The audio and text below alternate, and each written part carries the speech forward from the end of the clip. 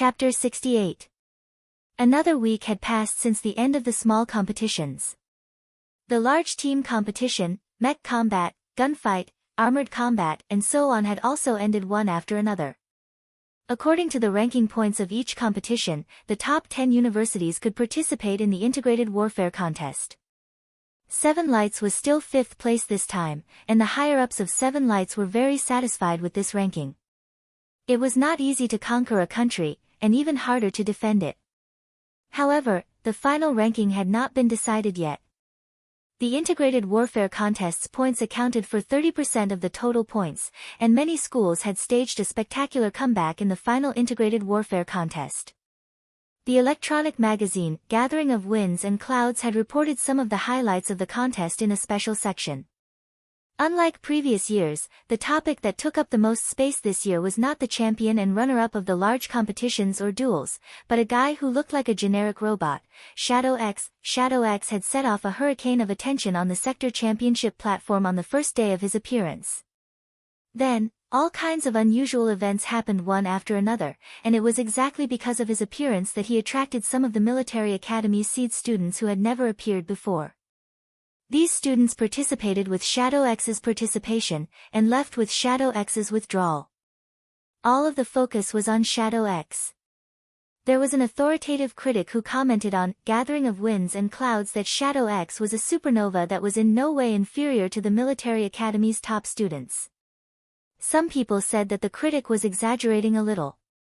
No matter how excellent an academy at Sector B was, there was no way they could surpass the top students at Sector C, right? Some people agreed with the critic's words, but even more people maintained a wait-and-see attitude. The integrated warfare contest was the competition that tested a student's ability the most. Whether they were gold or scrap metal would be known in a single match. Most importantly, Shadow X's true identity would be exposed in the integrated warfare contest. The people of every university counted down the days and looked forward to it every day. Each university would send 10 people to participate in the integrated warfare contest, and each university would choose 10 people based on their students' abilities. The person in charge of the selection was the head of the training division, but when Neil had gone to Sector C to report on the last biochemical base operation. Therefore, the selection this time was taken over by Gerard. Gerard would choose suitable people and report them to the higher-ups of Seven Lights. At the same time, it would be announced on the Seven Lights forum so that the students of Seven Lights would know. If there were no major problems, the higher-ups of Seven Lights would finalize the final list. The students who wanted to participate in the integrated warfare contest would submit their ID and battle records on the sector championship platform to Gerard for review.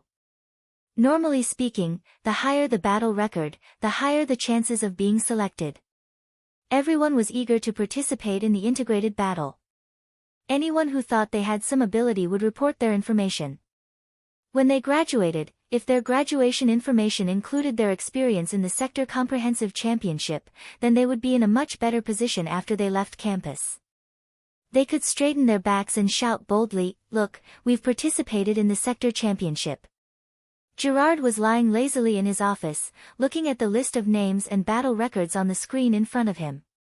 There were nearly 1,000 people who had signed up for the competition, and some of them kicked Gerard out the moment they saw him. With Gerard's many years of experience, he knew which of them were strong on the outside but weak on the inside, and which of them had real skills and strong qualities, just by looking at the battle videos. There were only 10 people participating in the integrated warfare, but 3 of them had already been decided internally. This was decided long ago by the school's higher-ups. But seeing that the 3 people who had been decided internally were really capable, Gerard had no objections. The 3 that had been decided internally were Fu Luo, Kang Man, and Ci Jincheng. Fu Luo, vice headmaster and Ting's precious granddaughter, a top student in the medical school. Medical personnel were a necessity in the integrated warfare, so Gerard had no objections at all towards Fu Luo. Kang Man, a specially recruited student, an information technology developer in the scientific research department. At a young age, he had already published his results in a journal with a high degree of contribution. He had a very good understanding of positioning, teleportation, and secret code decryption. He belonged to the category of technical personnel, which was also necessary. As for C.I. Jincheng, even if he didn't know what illustrious achievements C.I. Jincheng had, Gerard would have to think twice before objecting. People might only know some superficial things about the C.I. family, but Gerard had heard some things about the C.I. family. However, those things were classified as secrets, and no one dared to say it out loud. Gerard held his chin and moved his finger over the button, flipping through the student's information page by page. Suddenly, Gerard's hand paused. He straightened his body and moved closer to the screen. This bastard! Gerard couldn't help but curse with a smile. There were two pictures on the screen. One was Silen's picture, and the other was Shadow X in the form of a generic robot. Below the pictures were the relevant battle records. Gerard didn't need to look at the battle records to drag Silen into the list straight away. After the last biochemical base mission, everyone in the training division and the police division were full of praise for this little guy who wasn't even 20 years old yet. Be it personal strength or technical application, Silen's performance had far surpassed the average student. Next on Silen's list was Knight. Gerard didn't need to look at the others because he dragged Knight's face straight into the list the moment he saw it. This was a good seedling that should have gone to a military academy in the first place. The descendant of a general, his strength was unquestionable, and there was nothing to nitpick about. Moreover, even if Gerard didn't choose him, as long as Knight expressed his desire to participate in the integrated warfare contest, the higher-ups of Seven Lights would still add him into the list. After flipping through a few more people, Gerard chose Pride, Surd, and Hard. Now there were 8 of them. There were still 2 left. Gerard rubbed his sore eyes and was about to drip 2 drops of eye drops when his communicator rang. Gerard looked at the name displayed on the interface and curled his lips. Fine, it's most likely another backdoor opening through connections. Gerard's guess was correct. The call was from the Lord Headmaster of Seven Lights himself. Someone had sought out the headmaster and asked him to negotiate with Gerard. This person was none other than young Master Lung of the So Poor That Only Has Money family. Originally, young Master Lung really didn't plan to participate in this integrated warfare contest. He had no money to participate in this thing, and he didn't care about honor or whatever. However, he felt awkward when the other 3 people in the dormitory were participating, so he ran to Seven Lights' headmaster's doorstep in a slipper and waited for him. Gerard didn't know much about the Andryra family. The public's impression of them was that they were a so poor that only has money family. But in reality, it was more than that. Even if he didn't know much about the Andryra family, Gerard still knew some bits of information. The Andryra family was familiar with many of the bigwigs in the military, and many of the military's weapons were provided by the Andryra family. The Andryra family paid a lot for the military's expenses. Gerard couldn't object because of this. The headmaster would be the one to step in anyway. The old headmaster would take responsibility if anything happened.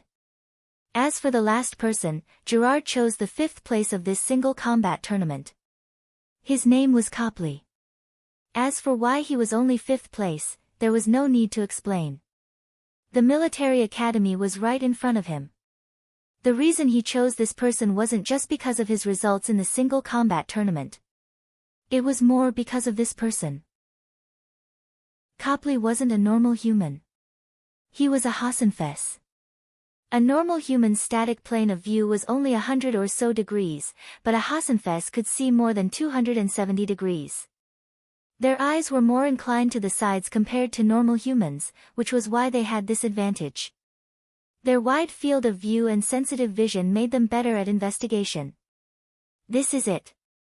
10 people. 3 were predetermined, and 1 was a backdoor candidate. Gerard chose 6 himself. This was the first list.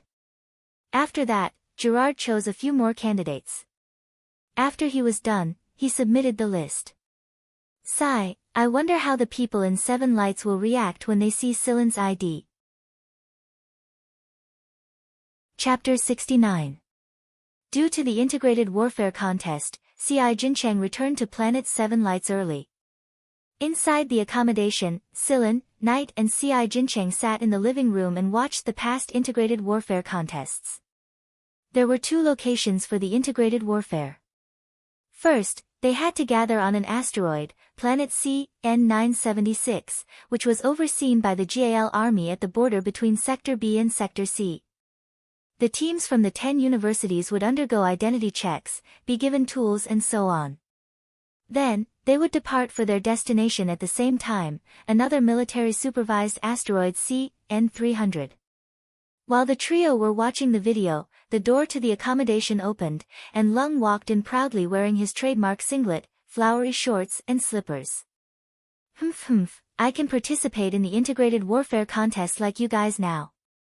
Kicking his slippers to the shoe rack, Lung walked barefoot to the living room and took out a bottle of cold beer from the fridge.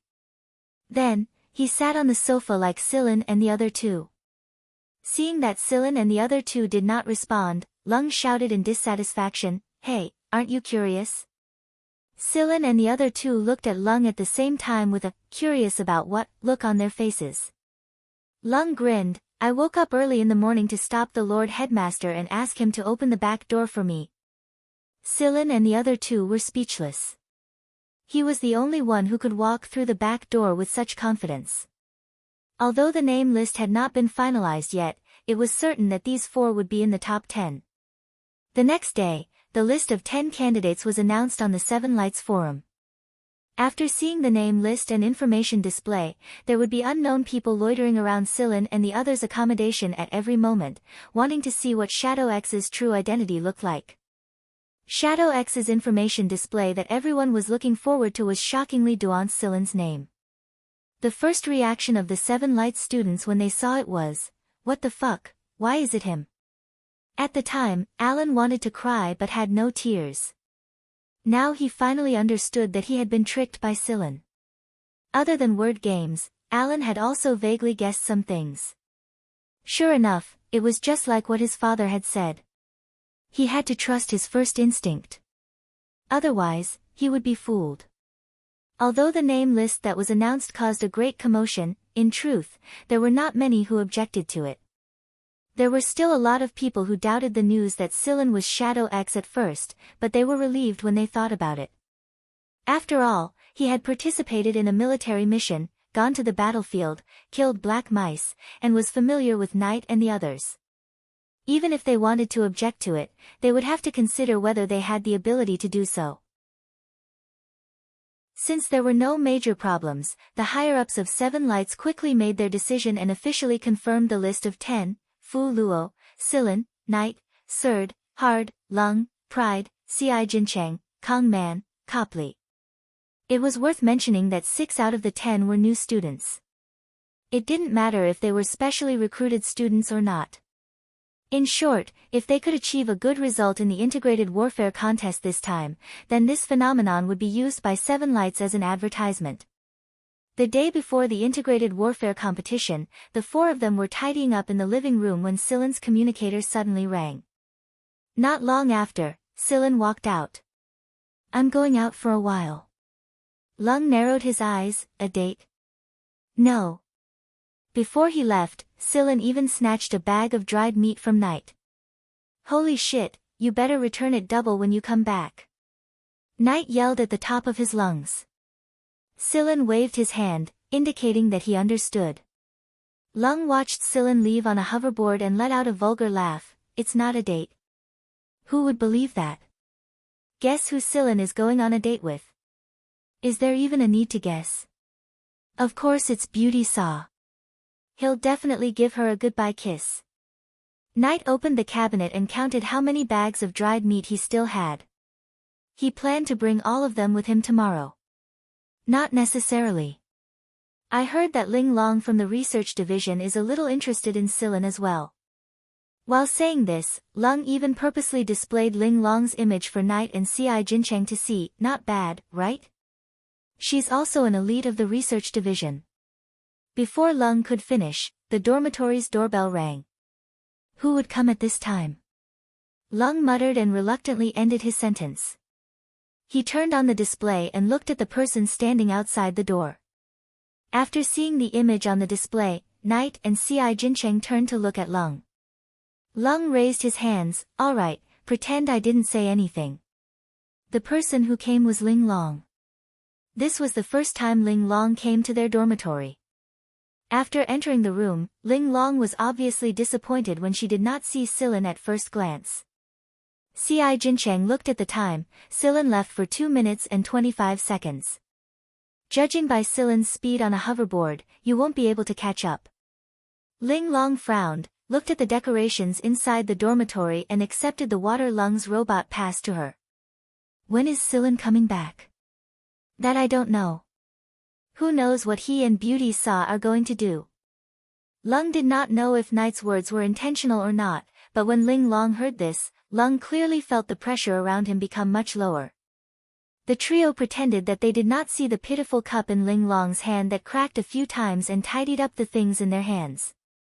Knight had flipped a singlet over and over again countless times, and he looked pretty busy. 1 hour, 2 hours, 3 hours passed, and Silin still had not returned. Silin had left his communicator at the dormitory, so he could not be contacted. Feeling the pressure around Ling Long growing lower and lower, Knight gave Lung a look, and Lung expressed that he could not do anything. However, after Ling Long received a message, the trio suddenly felt as if spring had bloomed inside the room. A bright smile appeared on Ling Long's face as she stood up and said, Silin has gone to Professor Mo's place. It should be a while before he returns, so I won't disturb you any longer. Goodbye. After Ling Long left, Ci Jincheng said thoughtfully, she looks a little familiar. Silin had indeed been summoned by Sir Mo with a call. Since Silin had gone straight to Mo Heng's staff dormitory in Seven Lights instead of the research division, Ling Long had received the news a little later than usual. Mo Heng was a little dissatisfied with Silin's participation in the sector championship, so he asked Silin to assemble another machine before he left. If he passed, then he could participate in the integrated warfare contest. If he failed, then he would have to obediently stay in the research division and assemble machines. Mo Heng did not ask for a particular machine to be assembled. He allowed Silin to design and choose his own parts to assemble. As the vice headmaster, Mo Heng had a special workshop in the dormitory. There were plenty of parts and equipment, and they were all high-end products. Silin had spent a lot of thought on this machine, so it took him a little longer than usual to assemble it. Silin was very satisfied with the machine he assembled. After the assembly was complete, the inspection results were also very satisfactory. There was no regression, and it was still 97%. That was why 2 clear finger marks were left on Silin's face. Silin suspected that he would return to the baby fat stage if this continued. After leaving Mo Heng's dormitory, Silin went to the research division and tidied up the things in the workshop. When he walked out of the research division, he ran into Teresa, and Teresa said with a smile, "Congratulations to your father for winning the position of heir." She did not say much, it was just one sentence, but there was too much information contained within it. Everything was understood without words. It was time to end the mission. Chapter 70. Over at the training division, the sky was just beginning to brighten, and the place was already active an hour earlier than usual. The students attending military class had surprisingly early start and ran to the training division's specially set up port. They all stretched their necks and looked around. Gerard ignored them. This was something that happened every year, and it might not necessarily be a bad thing for these students. At the very least, it could stimulate them to work harder. Not long after, a passenger flying car landed at the port's parking spot. The first person to walk down from the car was a dean of Seven Lights, followed by Fu Luo, Pride, Knight, Silin. All 10 of them were wearing specially made uniforms that were sky blue in color. The Seven Lights integrated warfare uniform was different every year. The 7 colors alternated between each year. Last year it was green, so this year's main color was blue after green. Printed on the chest of the uniform were the Seven Lights school insignia of red, orange, yellow, green, cyan, blue and purple. The back of the jacket had the Seven Lights logo and the students' names. Everyone's uniform was unique. This uniform symbolized a kind of honor, the honor of representing 7 lights in the Sector Championship Integrated Warfare. The moment they saw them, the surrounding students began to discuss among themselves. Which one? Which one is Shadow X? The one beside Fu Luo, the one with light gray hair, he's Shadow X. I can't tell. The 10 of them ignored what the students were saying about them and followed the head of teaching. Silen and the other 3 were still in a daze. Lung, who was so excited that he couldn't sleep last night, had dragged the 3 of them to play cards for the entire night. Although he had won every cent of the black rat claws in Lung's pocket, he had sacrificed his sleep time. That was why all 4 of them came over with dark circles under their eyes in the morning. Yo, the 4 of you went to catch thieves last night? Gerard looked at the group of people walking over. His gaze landed on Silen and the others, and he immediately noticed their serious lack of sleep. We played cards for the entire night. Silen covered Lung's mouth just as he was about to continue speaking. Only an idiot like him would speak the truth so confidently in a situation like this. Didn't he see the veins popping out on the teaching director's forehead? Knight and C.I. Jincheng turned their heads away from Lung at the same time. Dude, can you be any more idiotic than that? The dean's task was to hand these 10 people over to Gerard, who would lead the team to planet CN-976. After the 2 finished talking, Gerard led the 10 people to board the starship. There was 7 lights insignia on the starship, and there were other medical and staff members inside. These people were all selected through training, and most of them were from the training division and the security division. The starship had arranged individual lounges for the 10 of them. After Silen and the other 3 boarded the starship, they went straight to the lounge to catch up on sleep. The others also found it boring and returned to their own lounges to watch the video recordings of the previous integrated warfare battles. In the next few days on the starship, Gerard told them some things to pay attention to and some past experiences, and then answered their questions. In order to achieve good results, the most important thing was cooperation. So Gerard gave them more time to get used to each other so that they would not mess up. By the time Silen's group arrived at planet CN-976, the people from the 4 military academies were already there. Other than that, there were also 2 teams from Sector B's universities who had arrived earlier than them. Just like the 7 Lights students, they were most concerned about Shadow X's true identity. But when they saw Silen, they found it very hard to believe that he was Shadow X. From the outside, Silen did not look like the Shadow X in everyone's hearts. He looked more like a rich young master. There was a 12-floor building in the camp built specifically for the participating students. The second floor was the dining hall, and above the second floor were the dormitories. Each team occupied 1 floor, and the universities had decided their floor by drawing lots beforehand. Therefore, it was already decided which floor they would be staying on, and there was nothing to object to even if they had any opinions. There was also a wide gym next to the student dormitories.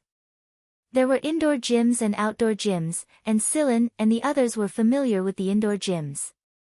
The outdoor gyms were much more abundant. There were hoverboards, flying cars, armors, fighter jets and so on. Moreover, they were all military grade, and their performance was much better than the average. When a lot of students came here, they could even fly their fighter jets out for a spin if they were bored. Unfortunately, the scenery here wasn't that great. There were either mechanized buildings everywhere, or large areas of field battlefields. Green hills and clear waters were out of the question, and a myriad of colors could only be seen in one's dreams. Silen, do you want to give it a try?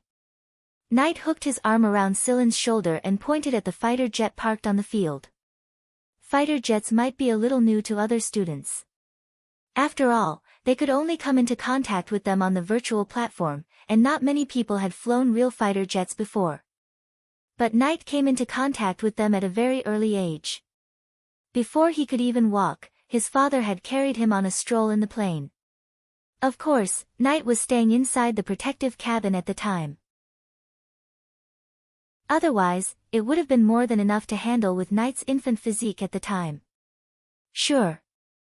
Sillin answered straightforwardly. I want to participate too. Why don't the four of us have a match? Lung pointed at Ci Jincheng, who was reading at the back, and said. Good idea. Ci Jincheng, do you want to come? Knight looked at Ci Jincheng. Ci Jincheng closed his book. Of course. The four of us in the dorm will go for a walk. Pride raised his chin and snorted. What's there to walk about? These planes didn't even have homing missiles on them. They were completely placed here to fool the students. Only those who had never seen or flown a fighter jet before would be curious about them. Knight's eyes slanted at Pride's disdainful snort. The one who loses in a fight has no right to snort. Pride's face turned bright red from Knight's words. He wanted nothing more than to charge at Knight and fight it out with him. He had indeed lost 2 out of 3 fights against Knight on the Sector Championships platform. If one wanted to use a fighter jet in the training field, they would need to register first. Surd and the others had wanted to try flying as well, but since Knight said that the 4 of them wanted to compete first, Surd decided to wait and see how they flew first. Although he had touched fighter jets before, this was Sector C after all. Surd felt even more excited. Sillin and the other 3 had chosen the same model. After registering, the 4 of them boarded their respective fighter jets. Not far away, the people of the 4 military academies, be it in the training room or the accommodation, all smiled expectantly when they saw the 4 fighter jets taking off from the training field. Kamas leaned against the railing and watched the 4 fighter jets take off into the distance. He said, they'll probably encounter that situation too, won't they?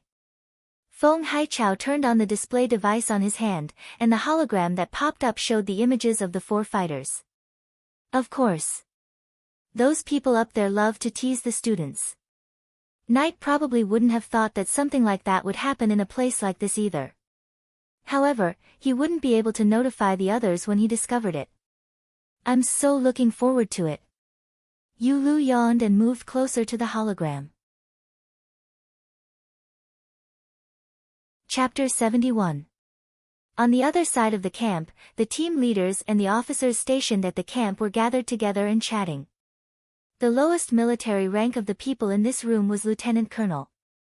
Since there was no one else around, these usually stern officers were more casual now.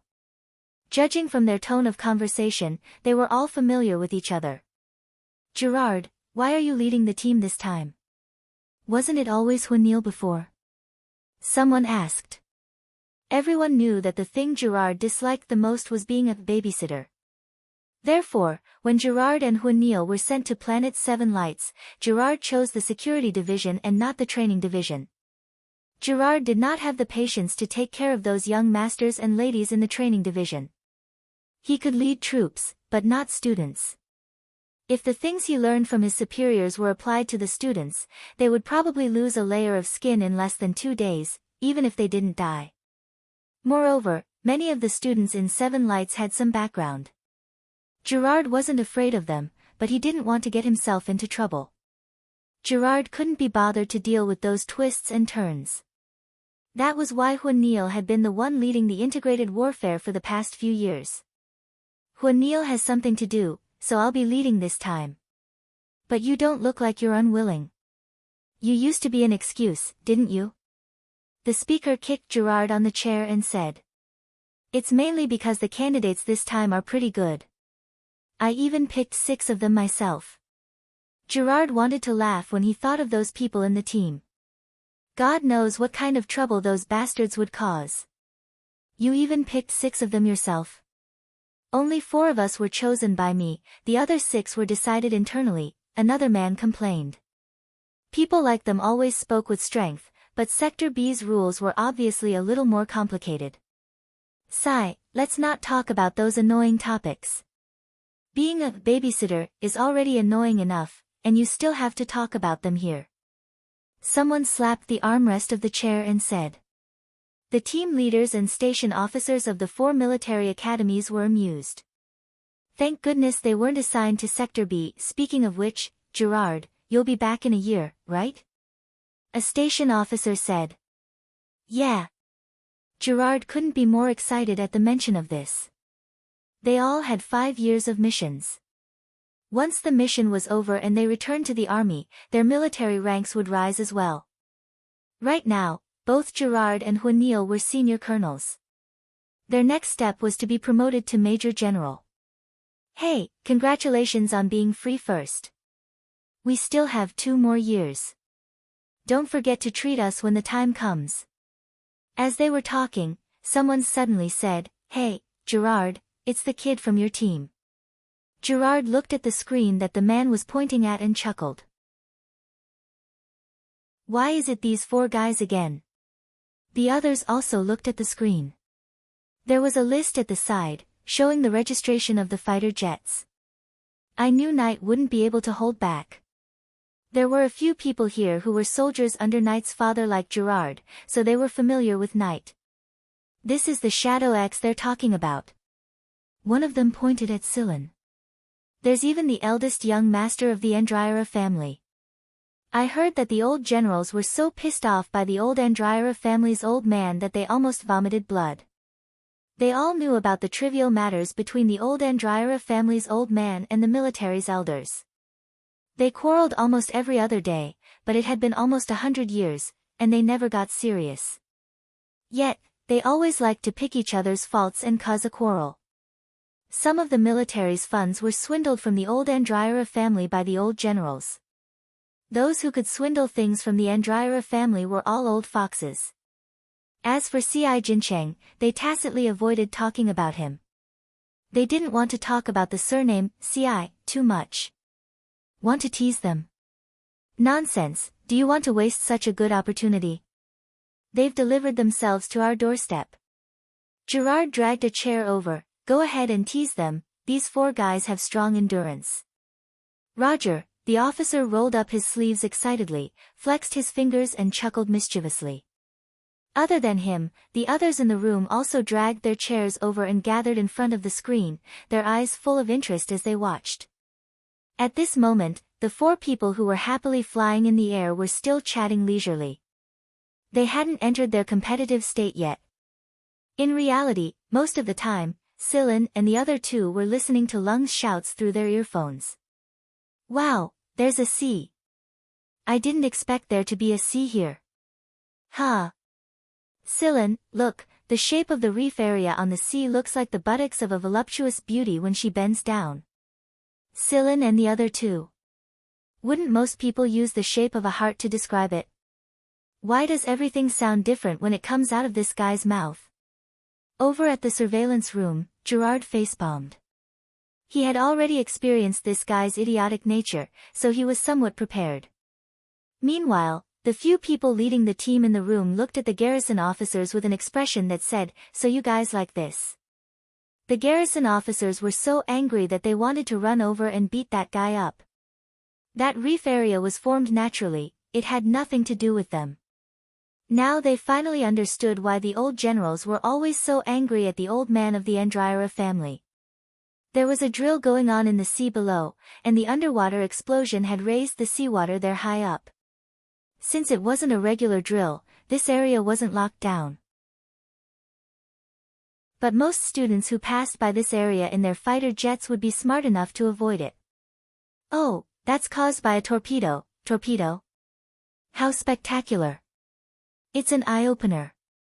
Bullshit. Bullshit. Have you really never seen a torpedo before?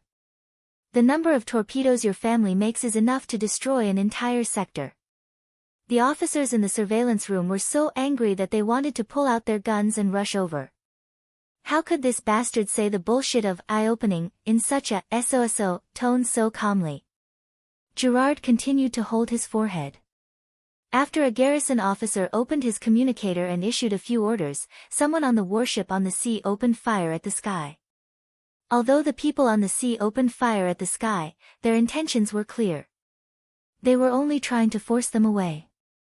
Sillin and the other 3 pulled the fighter up into the sky, but when they rose to more than 20,000 meters, Knight suddenly remembered something. Before he could speak, his communicator buzzed. The signal had been jammed. Not only that, the fighter's propulsion system had malfunctioned as well. The engine had shut down, and the fighter was falling straight down. Holy shit! Nat cursed. How could he have forgotten about this? Right now, those officers were definitely looking forward to watching them embarrass themselves. All kinds of panic, all kinds of panic, all kinds of despair, all kinds of panic. This was what the officers sitting in the monitoring room wanted to see. During some military pilot selections, something like this would be done to test a pilot's adaptability. After staying at Sector B for a long time, Knight had forgotten about it. Right now, they were in the military's supervision territory, so they were using the military's tricks. However, the other three should be able to handle it, right? Chapter 72. The communicator couldn't be contacted, and the other communication and positioning devices couldn't be used either. There was no parachute, and the emergency cabin couldn't be opened. Logically speaking, under such circumstances, the pilot in the cockpit wouldn't be feeling well either. This was what the officers wanted to see. In a situation of near despair and helplessness, the students would better reflect the situation. The officers were looking forward to the four fellows' reactions, but reality slapped them hard in the face. Knight's reaction was understandable. He definitely had a certain level of understanding towards this situation, and it was to be expected that he could face it calmly. However, C.I. Jincheng was even calmer than Knight. Knight was more or less worried about the other three, but C.I. Jincheng had nothing to worry about at all. The moment the mechanical system lost its function, C.I. Jincheng calmly took out a book and read it with great interest. C.I. Jincheng did not forget to nod and smile politely at the hidden monitor before he started reading. The officers inside the control room immediately darkened. Boring. Then they looked at Lung. Lung blanked out for 2 seconds after the power system failed. Then, he said disdainfully, "I can't believe the great military would buy such inferior goods. I remember that the military's allocation was pretty good. Could it be that there were only some defective goods left when the resources were allocated here? Or..." Lung muttered to himself endlessly, completely ignoring the falling fighter. In the end, he even came to a conclusion: the troops stationed at the border were all stepmothers. Although their communicators were jammed and could not communicate, there were still hidden monitors inside the cockpit. The officers heard every word of Lung's words without missing a single word. Inside the control room, the team leader looked at the stationed officers with eyes full of sympathy. It wasn't that he truly agreed with Lung's words, but that he pitied them for being looked down upon by Lung. The stationed officers were so angry that they almost spat blood. This place was not like the primitive zones at the edge of the 13 backward sectors. Even if this was the border, it was the border between Sector C and Sector B. How could it compare to a primitive border? Moreover, the highly armed fighter jets were not placed in the student camp here. They were placed elsewhere. Not only did they fail to scare Lung this time, they were even looked down upon by him. This was just the beginning. After Lung was done with his disdain, the fighter descended to about 10,000 meters or so. Lung suddenly took out a small square box from his pocket and ejected it from one of the fighter's ports. The small square box was split into 5 small pieces and attached to the wings, fuselage, and tail respectively. In Lung's hand was a palm-sized control device. When he pressed a button, a large fan extended out from the 5 small pieces, and the fighter's falling speed abruptly slowed. In the end, it seemed as if it was a thin piece of paper floating in the air. Lung operated the control instrument in his hand, and the small piece on the tail spat out some white mist. As a result, the officers in the control room watched as Lung piloted this fighter whose power system had failed yet was still drifting about leisurely, drawing a large smiley face in the air. Gerard was still holding his forehead. He really didn't know how to describe the young master of the Andryra family. As for Silen, when the power system failed, Silen glanced around the cockpit, then opened a part of the cockpit, removed the remote controller inside, opened the control panel, and re-entered the program decoding control on the control panel that popped up. At the same time, the person in front of the screen in the control room was also typing in the control program to stop Silen from decoding. 15 seconds later, the screen in the control room showed, "Control disconnected." This meant that the control of that plane was now completely in Silen's hands. The face of the officer in front of the screen immediately flushed red, and he couldn't say a word for a long time. He was played by an academy, and in less than 20 seconds no less. Gerard patted his shoulder. "There's nothing to be embarrassed about. His teacher is Mo Hung, Sir Mo. He only needs a small compound knife to tear the entire fighter into pieces, and then put it back together in one piece." Although Gerard's words were slightly exaggerated, they couldn't deny that Silen's ability had truly shocked them. After Silen had gained control of the fighter, he turned on the power system once more and piloted the fighter down. It didn't take long before Silen saw Ci Jincheng and Knight's fighter take flight once more, and the power system had returned to normal. The four of them found a parking spot and landed their fighter. Knight also told Silen and the other two about this common military trick. Most of the time, the fighter the new students piloted had been tampered with and could be controlled remotely. Sometimes, the officers would play with a broken wing, the power system would fail, and the energy would suddenly drop to zero. These were all things the officers played with the students, but it was also through these little tricks that the officers would reevaluate the students' abilities. "TCH, don't be so mysterious. My grandfather once said that we can't completely rely on others in times of danger. We have to learn to save ourselves, and learn to prepare for a rainy day." Lung tossed the little square box in his hand, and then gave Silen a thumbs up, but Silen is really amazing. He forcefully seized control of the fighter. It's like he gave the controller a slap in the face. How arrogant. When the four of them returned to the camp, the surrounding students looked at them with obviously different gazes.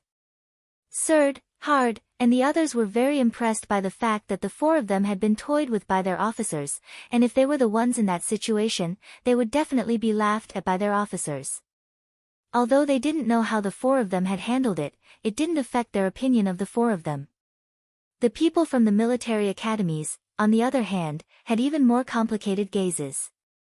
Not everyone could make their officers fly into a rage, and looking at the faces of those officers today, other than Senior Colonel Gerard, none of them looked good. "Sigh, I really want to know how they handled it." Yulu leaned on the railing inside. "Really looking forward to it." Feng Haichao closed the display device in his hand. It could only show the flight situation of the fighter, but not the reactions of the pilots inside the fighter. Knight knew quite a few of the people who came from the military academies, such as Stantine from the 2nd Military Academy. So during dinner, Knight was called down by Stantine for a drinking contest. Not long after Knight left, the communicators of Silen and the other two rang. "Come quickly, you three. Fuck, they're shamelessly trying to wear us down." The 2nd Military Academy's accommodation was on the 6th floor, and Seven Lights' accommodation was on the 8th floor. When Silen and the other two went down, the 10 people from the 2nd Military Academy and Knight were gathered around a table in the living room of a accommodation. Knight's feet were on a stool, his hands were on his hips, and his face was already red from drinking. When he saw Silen and the other two coming over, he snorted and laughed. "Brothers from my accommodation, the four of us will fight it out with you today, and you think we can't take you down? Fuck off. Hurry up and call the rest of your people over, or else you'll say that we're bullying you with numbers again. Don't you have a girl with you?" Stantine snickered. "No need, the four of us are enough." Once Knight's stubbornness flared up, no one could change his mind. "Yeah, the four of us are enough. I'll take care of 4 of them, and you can split the remaining 6 among yourselves." Silen walked to the table and said. Bang! Before the people from the 2nd Military Academy could voice their opinions, Knight had already slammed the table. "I'll take 4, you can split the remaining 6 among yourselves." Lung patted Knight's shoulder. "Sigh, there's no need to fight. We'll each take 3, and leave the last one for Ci Jincheng." Ci Jincheng raised an eyebrow and said nothing. "How are we going to drink?" Silen asked. "Nonsense, of course we're going to drink the whole bottle in one go." "Are you going to sip it mouthful by mouthful like a girl?" Stantine yelled. Without another word, Sillin picked up a bottle and chugged it straight away. The bottle was empty in 5 seconds. Alright, as expected of Shadow X. I've been wanting to compete with you since a long time ago. Stantine picked up a bottle and started chugging it down. That night, the Second Military Academy's leading officer's face was so dark that a storm was brewing. The 10 of them were actually taken care of by the 4 of them. Knight had drunk too much, and he himself collapsed after taking care of the 3 of them. He was dragged back by Sillin. Lung also drank too much, but his performance was that he was overly excited, yelling about playing cards, singing if he didn't play cards, acting shamelessly if he didn't sing, and refusing to leave.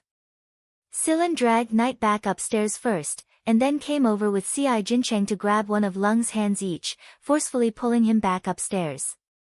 That night, Lung sang love songs for the entire night. Fortunately, the soundproofing of every dorm room was pretty good, or else the instructors might just feed him bullets. After the commotion was over, the official integrated warfare battle began after everyone from the 10 academies had arrived. The Second Military Academy's people rubbed their palms together.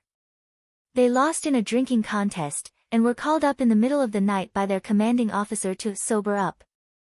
This grudge must be avenged. Chapter 73. 10 teams departed from planet CN-976 at the same time and headed towards their destination planet CN-300. Both planets were located at the edge of Sector C and were supervised by the military. Each team was assigned a small starship, and more than 100 engineering robots assisted the starship in other matters. However, this was only limited to the journey to the destination. Once they arrived at the space station outside the destination planet, these 100 or so engineering robots would enter hibernation mode and could not be brought into the planet to be used as a force to attack other team members. Once they arrived at the space station outside the destination planet, the team members would all change to the spaceplane prepared at the space station and head towards the planet's stronghold. At that time, there would truly only be 10 participating team members. If any technical problems occurred, it would be up to each team member to solve it themselves. The team members were not allowed to bring their own weapons, and they were all distributed by the camp. If there were any special requirements, they could apply for it, and the items applied for would be reviewed by the camp's person in charge.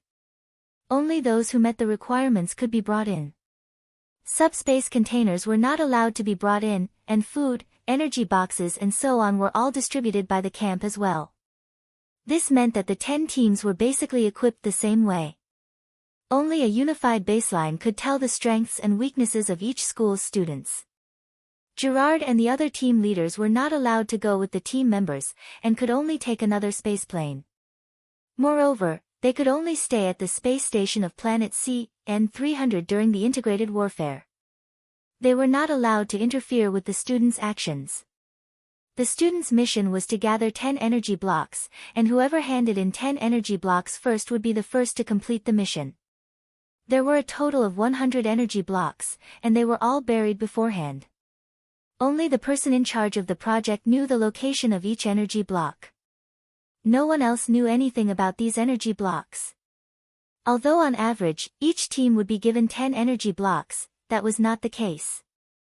The spaceplanes parked at the stronghold also consumed energy, and the defense system installed on the spaceplanes after landing, energy consumption for living, energy consumption for electronics and so on all consumed energy. Normally speaking, a team member would need to gather a total of 12 to 13 energy blocks in order to successfully complete a mission.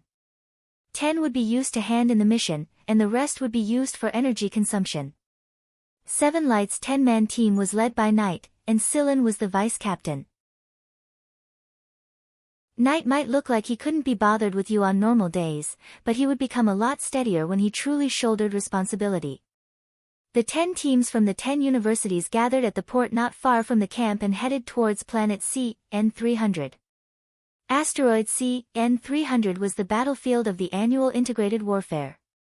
The mechanization on the planet wasn't very serious. There was a sea, but it wasn't considered a battlefield of the integrated warfare.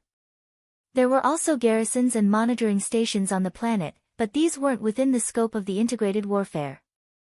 Most of the areas on the planet that served as the integrated warfare zone were jungles, but there were also some large lakes. In order to ensure the supply of food for the students, they even raised some small mammals in the forest. There were also fish in the lake. Highly dangerous giant fish and large animals did not exist in the integrated warfare theater. Therefore, in the integrated warfare, the greatest danger came from the students of other universities. Every student was wearing a special sensor suit. The guns distributed in the camp were not the usual lethal ones, but specially modified ones. The students who were shot would be judged as dead by the sensor suit. If they were judged to be dead, the student would be eliminated. At the same time, the military would send them to the monitoring station on the planet, and they would no longer participate in the battle. For Silen, this was nothing more than a game, a classic educational game with no real life or death involved. But for many students who weren't from military academies, this was their first battle of great significance. Every team had a specific stronghold on this planet. In the early days, when the integrated warfare team members arrived, they had to fight for strongholds themselves, but later on, it slowly developed into direct distribution. There would always be a lake around each stronghold to solve the students' water problem. After smoothly arriving at Planet CN-300 space station, the engineering robots inside the starship all entered hibernation mode and didn't move at all. Silen and the others switched to the spaceplane that had been prepared long ago and piloted it to land. From now on, everything had to be done by the students themselves. The first thing they did after landing wasn't to scan the stronghold for energy blocks or where the nearest energy block was, but to make preparations. Scan the surrounding terrain and open up the photon panels, Knight ordered succinctly. Although they had obtained maps before coming here, those maps were all from last year. There might be special circumstances such as the movement of the Earth's crust that changed the terrain, and they also had to take into account the growth of forests and grasslands, as well as the distribution of small mammals. Only after scanning the surroundings and obtaining a real-time map would it be convenient for their subsequent operations. The reason they opened up the photon panels was to conserve energy. They would absorb the light energy of a star and store it, so that they wouldn't have to use the energy blocks that they had painstakingly collected when they ran out of energy. Map acquired. Kong Man's finger moved across the control panel and brought up the map. Analyze the strategic points and begin setting up. After analyzing the strategic points based on the terrain, they had to begin setting up land sentinels for defense within a certain range.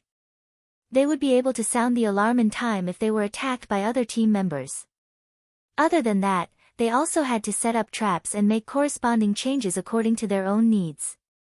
At the same time, CI Jincheng analyzed the weather and predicted the weather for the next 5 days so that it would be easier to formulate a plan of action. On the night they arrived at CN-300, Knight didn't decide to start the operation. Instead, he let everyone rest first, because once the battle started later on, it would be hard for them to have time to rest. They had to maintain their nerves at all times. Therefore, everyone should take a good rest before the other parties started. Lung sprinted into the lake to catch some fish. He didn't look nervous at all, it was more like he was on a vacation. During dinner, Knight looked at Silen and Lung and said, "I heard that the two of you are being watched." The leading officers of each team had told their team members that whoever was able to eliminate either Silen or Lung would be rewarded handsomely when they got back. The incident the other day had definitely pissed off those officers. This young master was born to shine brightly and be the center of attention. Lung didn't seem to realize that he was being watched at all. Just don't be an idiot when the time comes. The people that each academy needed to be on guard against had already been mentioned long ago, so Knight wouldn't nag anymore. Fu Luo and Kong Man basically didn't participate in any external confrontations. Kong Man was a pure technical member, while Fu Luo was in charge of medical care. Both of them were in charge of logistics. After dinner, the rest of the team members rested, leaving the members on duty to keep watch. The first night watch was Silen.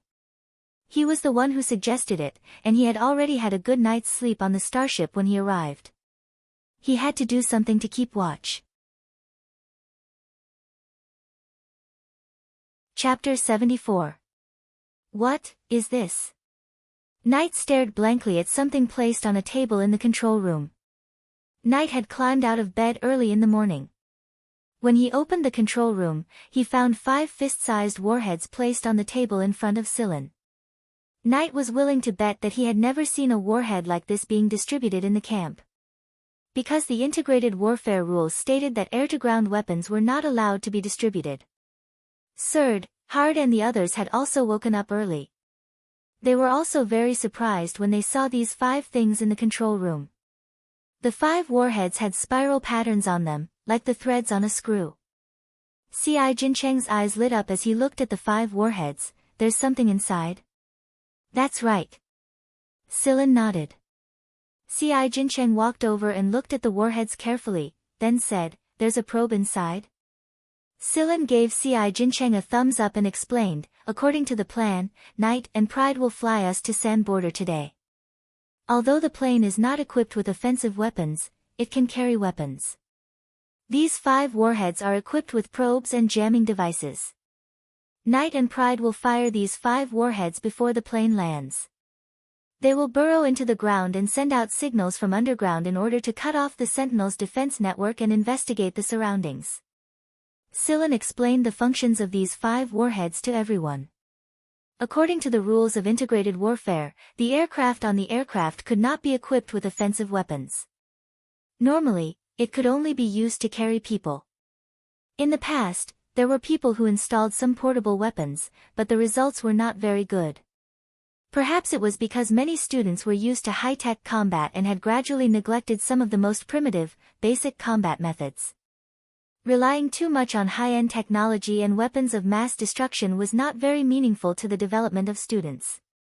Therefore, in integrated warfare, large-scale offensive weapons were not equipped. Students basically had to carry their guns and mark red one by one. The so-called mark red was kill. If the sensors on a student determined that the degree of attack was lethal, then the student's clothes would turn red to signify that the student was dead.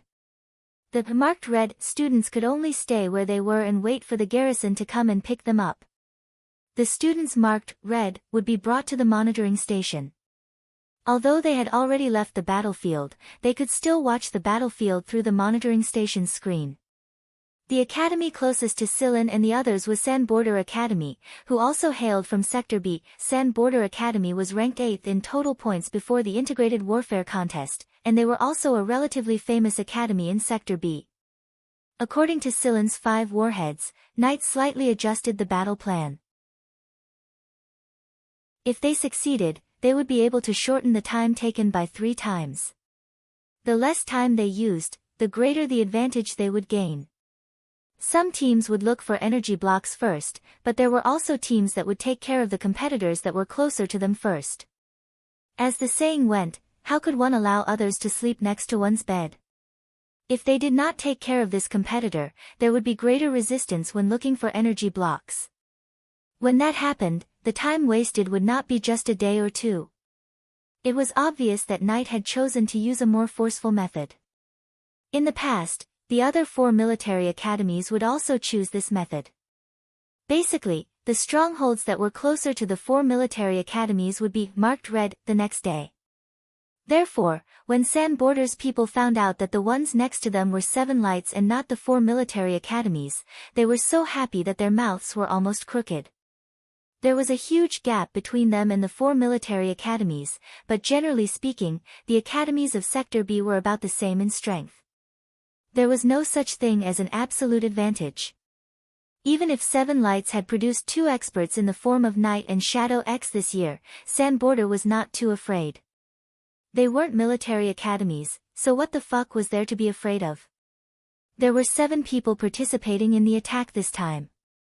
Fu Luo, Kang Man and C.I. Jincheng stayed at the stronghold, while the other 7 joined the attack. Each spaceplane was equipped with 2 airplanes.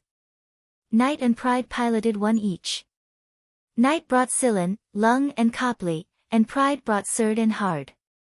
Although Pride had always looked down on others with his nose, he would not be careless when it came to real operations. We're almost at their stronghold. Any closer and we'll be detected by their sentinels. Alright, we'll stop here. Execute Plan A, Knight said into the communicator. Understood. After receiving Knight's notification, Pride turned the plane around and flew in a different direction. After Pride's plane had flown far away, Knight's plane also circled around the surroundings, checking for energy blocks in passing. Unfortunately, there were none nearby. 10 minutes later. Time's up. To prevent the enemy from intercepting their communication, Knight and Pride had set a time. Once the time was up, both sides would fire their warheads at the same time. The trajectory of the warheads was not as close to a straight line as other warheads. Instead, it was irregular, and it was very difficult to predict its next flight trajectory. After the warheads were fired, Knight parked his plane at a certain spot and camouflaged it. Then, he, Sillin, Lung and Copley began to sneak towards Sand Border. It must be said that Pride's ability was pretty good. When Knight had fired his warhead, Pride had also arrived at the desired location and fired his warhead. When Sand Border's air defense alarm indicated that there were missiles moving at high speed in the air, the students were a little skeptical. Weren't there no air-to-ground weapons? What was up with these 5? However, the air defense system did not indicate that any aircraft had entered the warning zone. Since the missiles were fast and their trajectory could not be captured, plus the fact that they did not expect 7 lights to attack them at all, and from the air at that, the interception was not successful. The missiles were not aimed at their spaceplane. To be precise, these missiles had just entered the edge of the warning zone. The missiles did not explode after they collided with the ground. Instead, they burrowed straight into the ground, and then everything returned to normal. However, this peace did not last long. Sand Border's people discovered that the Sentinel defense network was beginning to be infiltrated, and the speed of the infiltration was extremely fast. Of course. It would be strange if the 2 experts, C.I. Jincheng and Kang Man, worked together to infiltrate 7 Light's stronghold. They only lasted for 30 seconds before Sand Border's Sentinel defense network was completely paralyzed. Although they guessed that it might be because of the 5 missiles, they could not solve the problem immediately. After all, those 5 things had burrowed into the ground. Inside the 7 Light spaceplane, C.I. Jincheng turned on his communicator, infiltration successful. Beginning red marking. Sand Border's Sentinel system had been crippled, but the probe device carried inside the missile could clearly display all the changes in the surroundings on the screen in front of C.I. Jincheng. All C.I. Jincheng needed to do was to inform these situations to the 7 people in charge of the operation. Who was nearby, how far away they were, and how many dangers there were in the surroundings would be explained in detail. At the space station outside of planet CN300, the 10 team leaders were sitting and watching. There were many screens, and every team's outdoor movements could be seen through satellite surveillance. There was a screen at the center that did not display the movements, but some blue and red dots. Yesterday, this screen was completely blue, but today there were already red dots, and these red dots meant red marking. Every dot contained a student's information, allowing the officers to know who the dot belonged to. From this screen full of dots, it could be seen that the students of the military academies were a lot stronger than the other academies in Sector B. As usual, all the academies that were close to the military academies would be marked red the next day. No matter how much preparation they had made, they would not last past the second day. The team leaders of the 4 military academies were already numb to this situation. Although the team leaders of the academies marked red were prepared, they were more or less displeased in their hearts. The one who was even more displeased than them was Sand Border's team leader. His dark expression alone showed that he was roaring in his heart right now. Watching the Sand Border students marked red by 7 lights on the screen, Gerard sat at the side and picked his teeth leisurely. From time to time, he would even hum a military tune, angering the Sand Border team leaders so much that he ground his teeth. Chapter 75. Because those marked red could not speak, Ryan nodded helplessly. He didn't run into Shadow X in the combat tournament, but he didn't expect to be marked red by Shadow X in the integrated warfare contest. This could be considered as a lack of skill. You really are a genius. At the same time, there were two other people not far away from them. They separated after communicating with hand gestures. One of them would approach Silen, and the other would enter the lake while his comrade was holding Silen back to snatch the energy blocks. In reality, the 5 parties had been rather peaceful for the few days after the red-marked battle. They only searched for the nearby energy blocks and did not attack the other teams. Could it be inside the lake? Lung pointed at the lake and said. Lung believed in Silen's calculation ability, but the detector could not detect the energy blocks. It was possible that they had used some other protection, or it was inside the lake. There was no way they could completely isolate the energy reaction. If that was the case, they might as well not bury it. Alright, be careful. Celine seemed to be implying something. When she received the detector, she made a secret gesture. Ignoring Ryan and Bon, Silen Helong left the place and sent an encrypted message to Pride, asking him to come over and take the energy blocks. Sigh, if only I had laxatives. I can sprinkle them down and dissolve them in their lake. Then we can just wait for them to have diarrhea to the point where their vision is blurry and capture them all in one fell swoop and snatch their energy blocks. Lung was getting a little tired of this game of searching for energy blocks. He finally understood that Silen's goal was to force him to the trap he had set up. He didn't know how the rest of the team would react if they found out that he was marked red by Shadow X. What? Ryan was truly shocked this time. He was so excited that he cried out directly. Silen marked out the locations of the energy blocks he had found in his mind. Some of them belonged to 7 Lights, and some of them were found by other teams that they knew of. From these burial spots, he could tell what kind of thoughts the person who buried the energy blocks had, and he could speculate the possible burial spots based on this train of thought. Otherwise, it would be a waste of too much time to continue searching blindly like this. Although it was just a game, this was Silen's last academy game after all. He would probably never experience it again in the future. In truth, Silen had not been hoping that these traps made of vines would be able to trap these people from the military academy. He was only using these traps to distract these people. To these people from the military academies, traps like this were fine for catching rabbits, but it was impossible for them to catch their feet. However, it was precisely because they felt that it was impossible that they neglected the extremely short and fatal pause that these things gave them at critical moments. Silen did not adopt a defensive stance. Instead, he used the cover of the forest to force his way towards the man. Up until yesterday, every team had found 2 energy blocks, but early this morning, Knight's team had found another one. Hence, Lung was clamoring to find one as well. He couldn't be outdone by Knight. As for the integrated warfare, that was all Lung was interested in. Understood. Silen also recognized Bon. He had seen the name list of the participants in the integrated warfare contest and remembered their faces. 7 Lights' goal was only 5th place in the first place. Judging from the current situation, 7 Lights only needed to dawdle around while the 4 military academies fought for the top 4 spots. The remaining energy blocks were more than enough for them to wreak havoc. However, Gerard was a little dissatisfied. Maybe those guys would give everyone a surprise. 7 Lights had already found 7 energy blocks, but they had used up one of their daily energy consumption. This meant that they still had more than 4 energy blocks to find. After kicking out 5 teams, the search for energy blocks became much easier. Silen nodded, pointed a direction, and walked towards it with Lung. However, there was still no response from the detector even after half a day had passed. There were no mountains around them. It was flat ground, and there was a lake in front of them.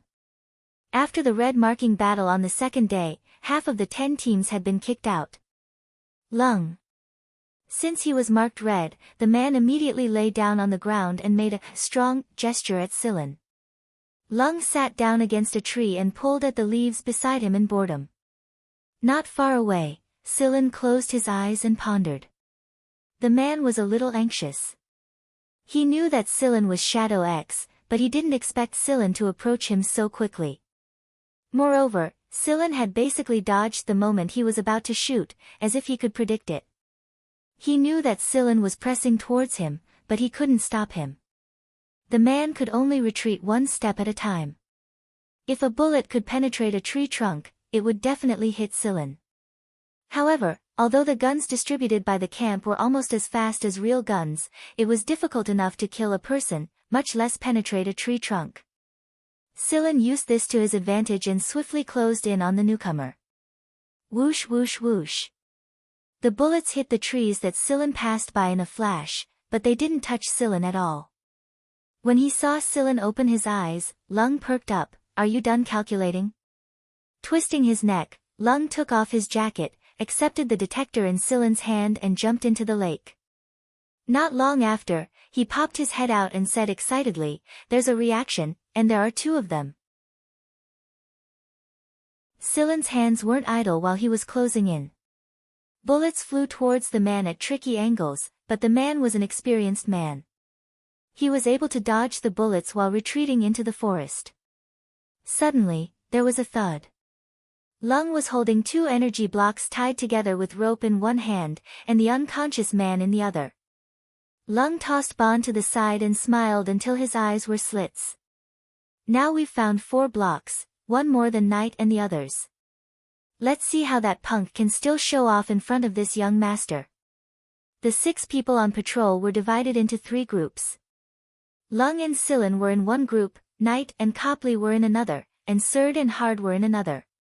Pride was in charge of flying the plane between the 3 groups and the stronghold to deliver supplies. If they found any energy blocks, Pride would send them to the stronghold to prevent the people from the military academies from snatching them away. Before the man closing in on Silen could make a move, Silen turned around and fired a shot. He then quickly left the lakeside and hid in the forest to find cover. The man's gun should have been fitted with a silencer, but Silen didn't have one now. This shot told Lung under the lake that someone was coming.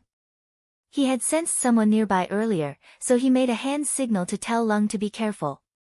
Silen walked up to the man and looked. The second military academy, Ryan? However, energy blocks were harder to find as the tournament progressed. In previous tournaments, it would take around 10 days just to find energy blocks. Sometimes, 1 or 2 days would go by without any results. Ryan's expression changed when he saw the man Lung was carrying. His gaze was complicated. The second military academy might still be left behind this time. Even Bon had been marked red. The rest of them wouldn't be able to hold on for long. Andryra Lung was much stronger than they had imagined. Marked red. That said, Lung dove back into the lake. Lung tossed the detector to Silen. You don't need to go down. I can handle it myself. Sorry to send you out. Also. Silen pointed in the direction of the lake. Your partner was also sent out. Chapter 76. What kind of effects do these things have? Lung pointed at the various plants that had been sorted out and placed on the rocks. You'll know when the time comes. Silen sorted out the remaining plants in his hands and placed them to one side. In truth, Silen hadn't really thought of using this method at first, but the moment Lung mentioned laxatives, Silen thought of this. Lung had only seen those researchers isolate the medicinal components of plants and then synthesize more drugs according to their molecular formula, but now that he saw Silen doing this, he felt that it was a fresh experience. His choice was right, forming a team with Silen would definitely not be boring. It seemed like he saw a great business opportunity from this. These things can really work? It wasn't that Lung didn't believe it, but that he found it novel. There were a lot of plants here that he didn't recognize, so he just plucked whatever Silen asked him to.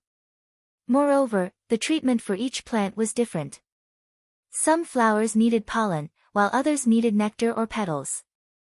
Although Lung had memorized these things, he didn't really understand them.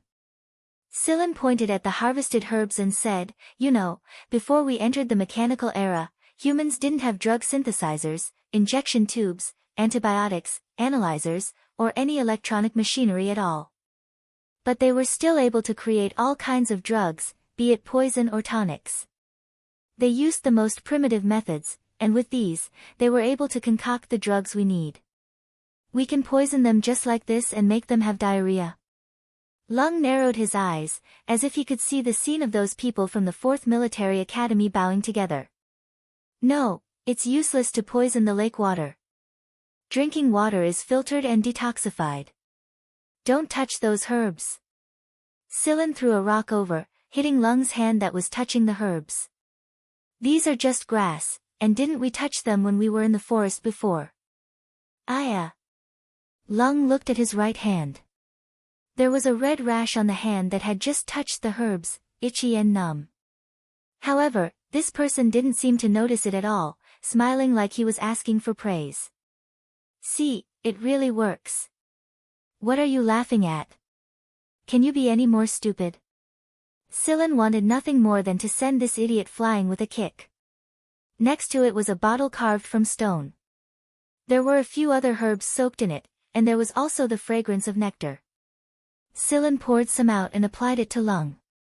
5 minutes later, the red rashes gradually faded, leaving only faint traces. 10 minutes later, there wasn't even a trace left. As if he had seen a rare object, Lung flipped his right palm left and right, and then used his left hand to touch the herb. Sillin, why aren't you reacting? Lung raised his left hand. There wasn't a single red rash. Sillin rolled his eyes at him. This is an allergenic drug. After the first allergic reaction, the body will produce antibodies. However, most people won't develop a memory effect so quickly. This means that you have a good physique. Sillin had sent a secret message to Knight using a sound wave code. Every sound wave code was defined by themselves, so even if it was intercepted by other teams, they wouldn't know the meaning of the message. While Sillin was making the drug and Knight was formulating a plan of action, Surd and Hard ran into the 4th Military Academy. Surd was marked red, and Hard escaped by a fluke. At the same time, at 7 Lights Base, Kong Man, who was controlling the Sentinel surveillance, suddenly discovered that a person had appeared in their alert range. Moreover, this person was walking over rather leisurely and openly, and had no intention of hiding at all. Kong Man notified Ci Jinchang and Fu Luo, and both of them were quite familiar with the person on the screen. This guy. Fu Luo did not express her opinion, but she did not ask Kong Man to activate the Sentinel attack either. Ignore him. Ci Jinchang said after a glance. But he's holding a gun. If that guy wants to attack, he won't let you see his gun, much less this kind of gun. Alright. Kong Man did not mobilize the Sentinel, but he did not let his guard down either. He had a feeling that the person was very dangerous. However, out of Kong Man's imagination, the person leisurely passed through the Sentinel's alert zone, arrived next to their base's spaceplane, and openly knocked on the door. Open the door, I'm so tired. Kong Man looked at Ci Jinchang. Ci Jinchang was responsible for the base's work when the others were out on missions. Open the door, it's fine. Ci Jinchang said. Kong Man sighed. Since Ci Jinchang had already said so, and Fu Luo did not express any opinion, Kong Man no longer cared. He opened the cabin door and let the person inside. Yo, Sister Feng, long time no see. The person greeted Fu Luo with a smile after seeing her, looking very familiar. Yu Lu, what are you doing here? Fu Luo raised an eyebrow at the call of Sister Feng and asked. Yu Lu shrugged, it's too noisy over there. They're busy marking the 2nd Military Academy red, so I came here to sleep since I have nothing to do. Nothing to do. Come here to sleep, Kong Man felt that it was absurd. This person actually had the leisure to find a quiet place to sleep while his teammates were busy marking the red? But looking at Fu Luo and Ci Jinchang's expressions, it seemed that they were already used to this way of saying things. If you're not participating in marking the red, then why are you participating in the integrated warfare contest? Fu Luo asked. To watch the show, of course. Plus, I'm on vacation, so I came here to play since I had nothing to do anyway. Seeing that Kang Man kept staring at the gun in his hand, Yulu smiled. With a flick of his finger, the gun in his hand disassembled into several parts and fell neatly on the round table nearby. Kang Man's eyelids twitched. This guy was a dangerous person. Yulu yawned and asked, "Is there a place to sleep?" "Find one yourself." C.I. Jincheng answered without turning his head. "Can I go to the bedroom?" "No." Yulu looked around, dragged a few chairs over and put them together. Then, he laid on top of them and yawned again. "Wake me up when they go to turn in their mission. Otherwise, don't wake me even if they're all marked red." After saying that, Yulu closed his eyes and went to sleep without caring if anyone else agreed or not. Kang Man was dumbfounded. This person really was a weirdo. "Ignore him, pretend he doesn't exist," C.I. Jincheng said to Kang Man. How could they ignore such a dangerous person here? Kang Man curled his lips, sat down in front of the monitor and continued his work. 5 minutes later, Kang Man couldn't hold it in any longer and turned to ask C.I. Jincheng and Fu Luo, "Who is he?" First Military Academy's second-year student, 18 years old. Known as the First Military Academy's once-in-a-thousand-years shooting prodigy. He sat firmly at the top of the First Military Academy's shooting ranking during his first year, and also started carrying out military missions during his first year. After graduation, he would at least be awarded the rank of second lieutenant in the League of Stars. Fu Luo introduced to Kang Man, 18 years old. Second lieutenant in the League of Stars. It wasn't that easy to rise in the ranks of the League of Stars. Guns in the integrated warfare contest aren't really guns to him at all, so he probably didn't fire a single shot in the integrated warfare contest. Listening to Fu Luo's explanation, Kang Man looked towards the person snoring on the chair. You really can't judge a book by its cover. Chapter 77. No, I won't do it. Pride looked like he would never do it even if he was beaten to death. He would rather not pilot the plane and just pick on the people from the other military academies, but he would never do that. He was a pilot of a fighter jet, not a pesticide sprayer. Knight told Pride about the plan when he asked him to come over, and after pondering over Silen's suggestion, Knight reformulated the operation plan. They would spray the pesticide directly from the plane. Not only would it be more efficient that way, the success rate would also be a little higher as well. Since Surd had been marked red, there were only 6 of them left for the operation now. The best combination would be one pilot the plane while the other 5 moved. If they used 2 people to pilot the plane, then 4 people moving would be too much of a stretch. But Pride rejected him directly before he even finished listening. As if he had expected this, Knight did not have much of a reaction and said indifferently, "Then you go mark red, I'll fly the plane. It's the same with or without you anyway." Knight was still muttering as he turned around and left. "TCH, you don't even know how to spray the pesticide, no wonder you lost the plane battle. You. Let me tell you, goading is useless." Although he said that, Pride's expression clearly showed that he was ready to listen to the plan. Knight curled his lips. He really did not know how the Ji family had raised such a freak. After ignoring Pride's earlier words and explaining the plan to Pride, Knight sent encrypted messages to both C.I. Jincheng and Silen. Hard was currently on his way to meet up with Silen Helong, and Silen would tell him how to act when the time came. If a game always followed a set pattern, then it would be meaningless. So when Knight heard Silen's suggestion, he was very much in agreement. Perhaps this operation would be an epoch-making event in the history of the Sector Championship's integrated warfare. After all, no one had thought of using such a despicable method in the past, right? After the first few days of peace and quiet, the atmosphere between the 4 academies began to grow tense. Usually, at this time, they would start attacking each other. Prometheus High School, which was marked red by the 1st Military Academy, Billy Academy, which was marked red by the 2nd Military Academy, Wagner High School, which was marked red by the 3rd Military Academy, Kiralag High School, which was marked red by the 4th Military Academy, and San Border Academy, which was marked red by 7 lights, were all there. There were also military academies which were marked red by the first military academy such as Ryan and Bonn. When Serd was first brought there, he was filled with emotions, and the people from the other universities looked at him strangely. It was not the gaze of a loser, but one of curiosity and fear of the unknown. Of course, the people from Sand Border were definitely not friendly. Seven Lights was truly unusual this year. No one had expected that Seven Lights would adopt the same offensive strategy as the military academies, and the time they took to eliminate Sand Border was not any longer than the other 4 military academies. There were many people who hoped that Seven Lights could be the dark horse this time and step on one or more of the 4 military academies. If that happened, then the legend of the military academies would be broken.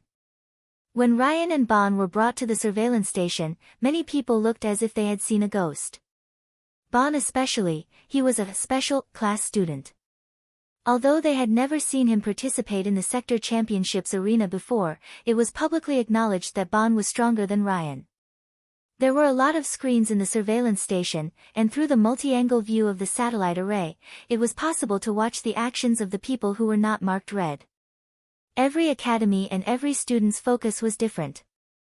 Many of them were paying close attention to Shadow X and Lung, because the instructors had declared that they would pay close attention to them.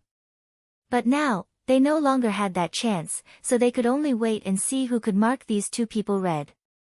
It was because of this that some people were able to see Bonn and Lung's scene. No one saw what happened under the surface of the lake. The only thing they knew was that when Lung surfaced to the shore, he was carrying an unconscious Bonn.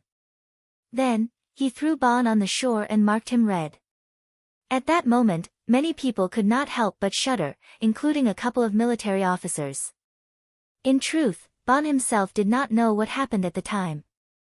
After he dove into the lake and swam downstream, he could clearly sense Lung's position. But just as he was about to act, Lung suddenly changed direction and swam straight towards him. That kind of speed. Bonn felt that it was not something a human could possess. At the time, Bonn felt more like he was facing a certain sea monster in the deep sea. But before Bonn could react, his vision turned black and he fainted.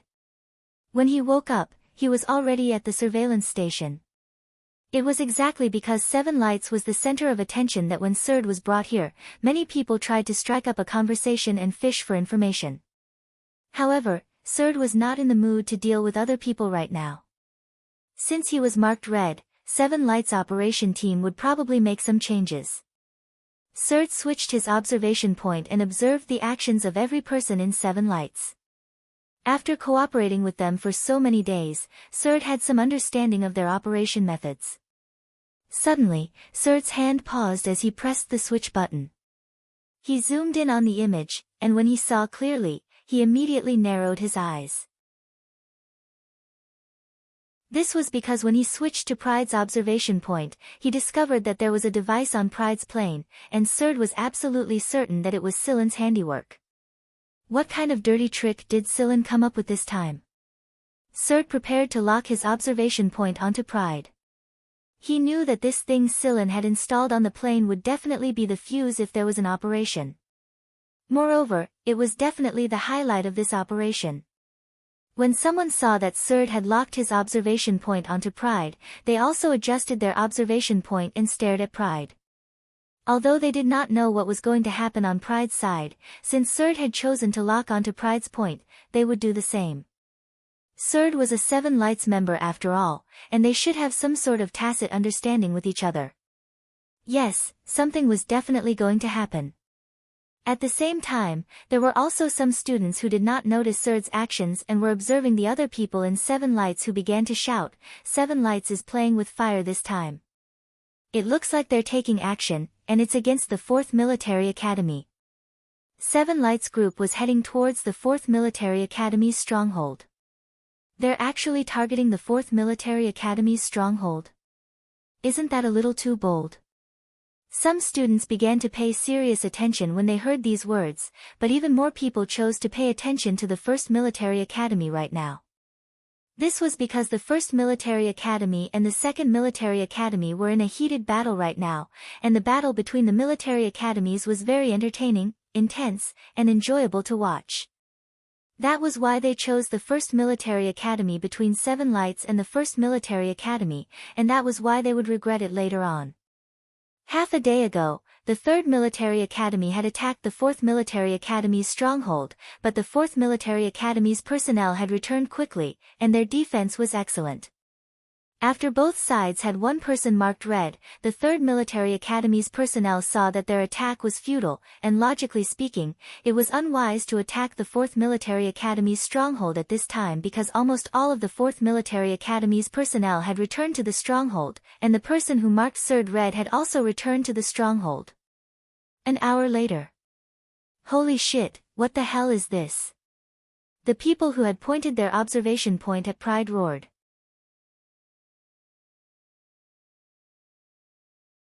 Chapter 78. The cry attracted a lot of people, and those who saw the scene could not help but sigh. Seven Lights sure was a troublemaker. Pride's piloting skills were indeed pretty good. Although he'd lost 2 out of 3 mech battles against Knight, and perhaps in terms of attack power, Pride was still slightly weaker than Knight. If he didn't attack and only dodged, even Knight would have a hard time finding gaps in Pride's flight. The 4th Military Academy was very surprised by Seven Lights' attack.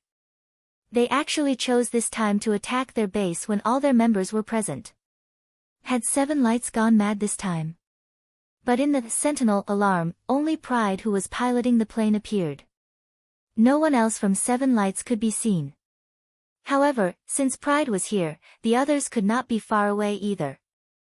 The 4th Military Academy began to enter a state of alert. Although Seven Lights was not from Sector C, there were a few very troublesome people in Seven Lights. Therefore, the 4th Military Academy decided to be careful to avoid unexpected failure. The strange thing was that Pride was only flying the plane around the perimeter.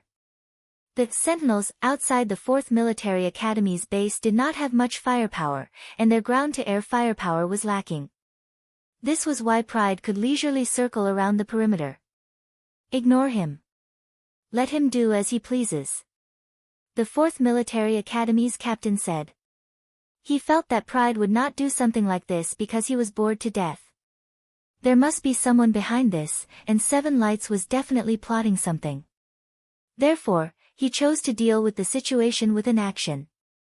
After all, the other party was only hanging around the perimeter. However, Pride's hanging around did not last long before it started to deteriorate. The thick brown-yellow smoke sprayed out of the plane gradually moved towards the 4th Military Academy's base along with the breeze. Pride flew the plane back and forth with the wind, and the brown-yellow smoke grew thicker and thicker. The optical equipment could not see the scene inside the smoke at all. At the surveillance station, the students saw this scene of brown-yellow smoke. They're actually using smoke. That's not the point. How did they get this smoke? The camp did not distribute anything related to smoke grenades at all. Inside the 4th Military Academy's spaceplane, the technical student did not grow nervous because of the brown-yellow smoke. Just because the optical equipment was not good didn't mean there was no other way. Smoke is already outdated. Before he could finish, he noticed a missile warning. It was the same missile that Seven Lights had used to slaughter San Border. However, the 4th Military Academy was also capable of intercepting 2 of the 3 missiles, and only one managed to burrow into the ground. When they learned of Seven Lights' method of dealing with San Border, the people of the 4th Military Academy had already made relevant preparations. That was why they were able to adjust their interceptions in time when the missiles appeared. Even if they missed one, they could immediately start the anti-invasion program. But, a sentinel in the outer perimeter has been destroyed. Destroy it with manpower. Someone has infiltrated the smoky area. Although the invasion on Seven Lights' side had yet to succeed, it did cause some trouble for the Sentinel system and made it less responsive. This gave the infiltrator an opportunity to take advantage of, and once they had infiltrated, destroying the Sentinel that had been disturbed by the invasion would be a walk in the park. Seven Lights' main breakthrough point was the missile that had successfully burrowed into the ground, because radar detection was useless in that area. Moreover, that area was also shrouded in brownish-yellow smoke. 7 Lights must have made preparations beforehand, and the 4th Military Academy would not be able to gain the upper hand if they sent their men over. At the same time, the smoke was spreading towards them, and 7 Lights could also follow the smoke and break in. If they did not take measures in time, it would be troublesome if they were to break in. Captain, I'm going to red them. I'm going to. Me too, wait. The 4th Military Academy's medical student frowned and said, I've analyzed the smoke's composition, but because the equipment we're equipped with isn't fully functional, we don't know if they're harmful to the human body even if we've analyzed their composition. From the analysis of the smoke's composition, it could be concluded that most of the smoke came from the plants on this planet. Everyone had come into contact with these plants in the forest, and there were introductions about the plants and animals on this planet since a long time ago. There was no mention of any of them being highly toxic, and even if they were only slightly toxic and would not cause much damage. However, the medical student couldn't shake the feeling that something was amiss.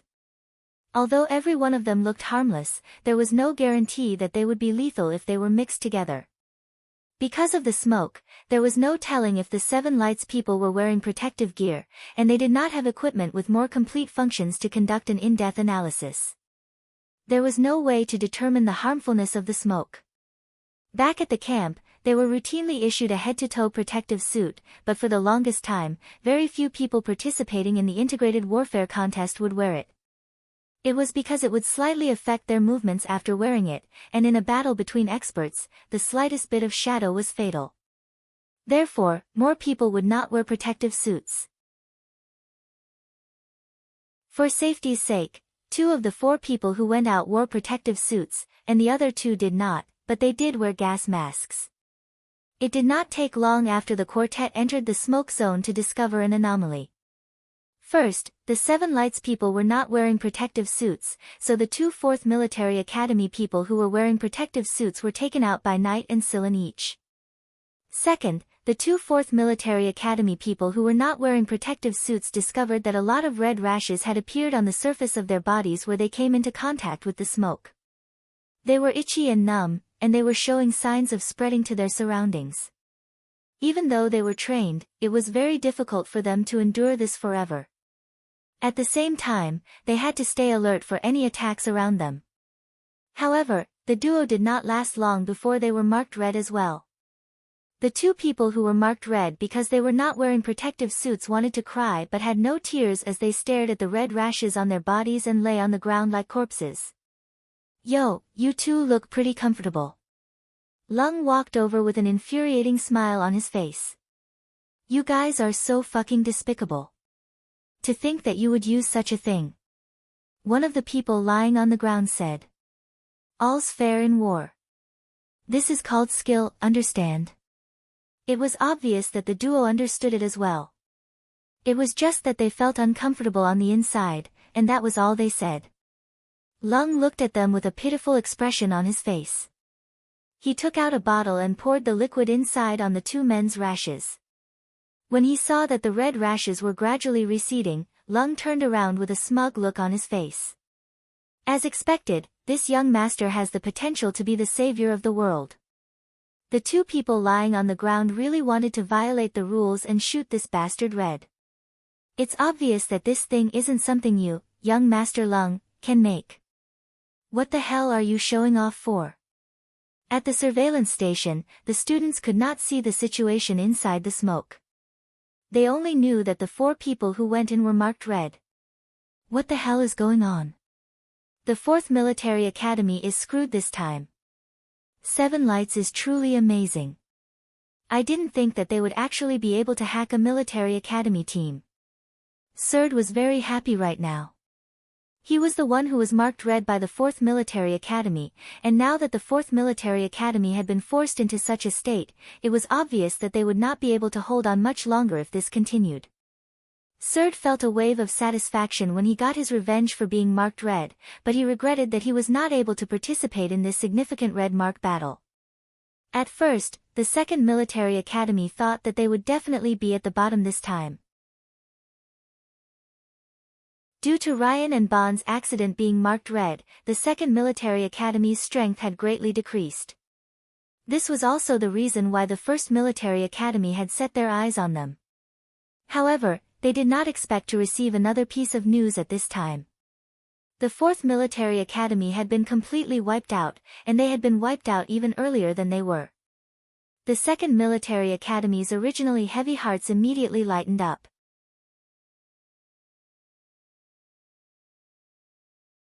Chapter 79. After the second and fourth military academies had been eliminated, the game was almost over. First Military Academy was the first to collect all 10 energy blocks, and to everyone's surprise, 7 Lights had collected the energy blocks 2 hours earlier than Third Military Academy, obtaining second place for the first time in history. The higher-ups of 7 Lights were probably so happy that their mouths were crooked.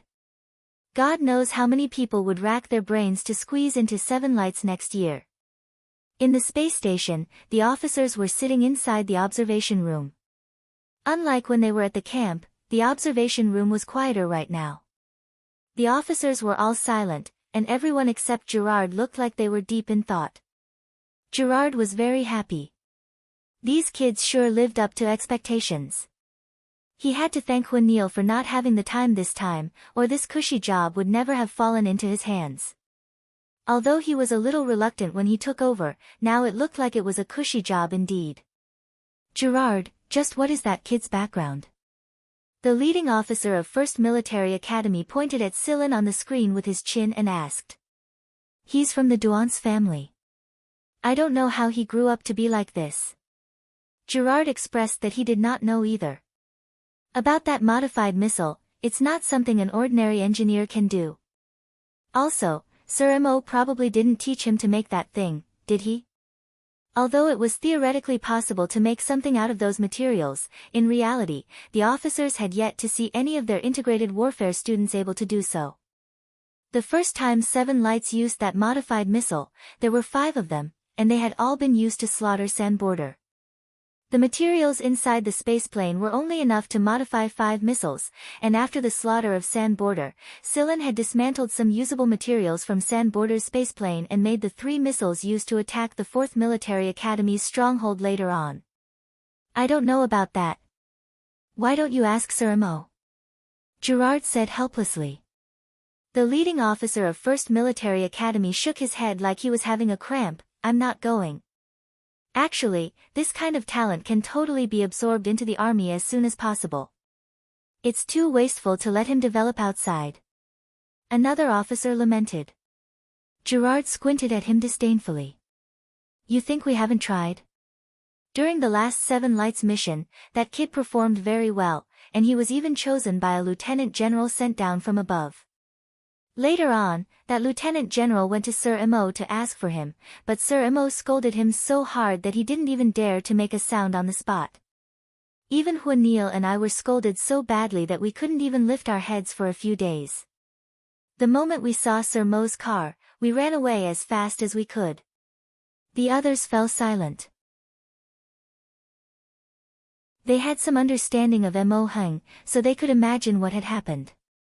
Even a lieutenant general was scolded to such an extent, so they, the field officers, should just forget about it. As the integrated warfare ended, the cadets had to return to the starship docked in the space station. This time, the officers were accompanying them. In order to commend everyone, Gerard deliberately used his connections to get some wine from the garrison of planet CN-300. CN-300 to CN-976 could be considered a military route. There was no danger, and it was fine as long as there were robots piloting the starship. Everyone drank a little crazily, and even Fu Luo, who usually didn't drink much, drank a little. Adding that to their tense nerves during this period of time, they all slept in their rooms until they landed after drinking. After landing at planet CN-976 camp and holding a summary meeting, the 10 teams returned to their respective academies.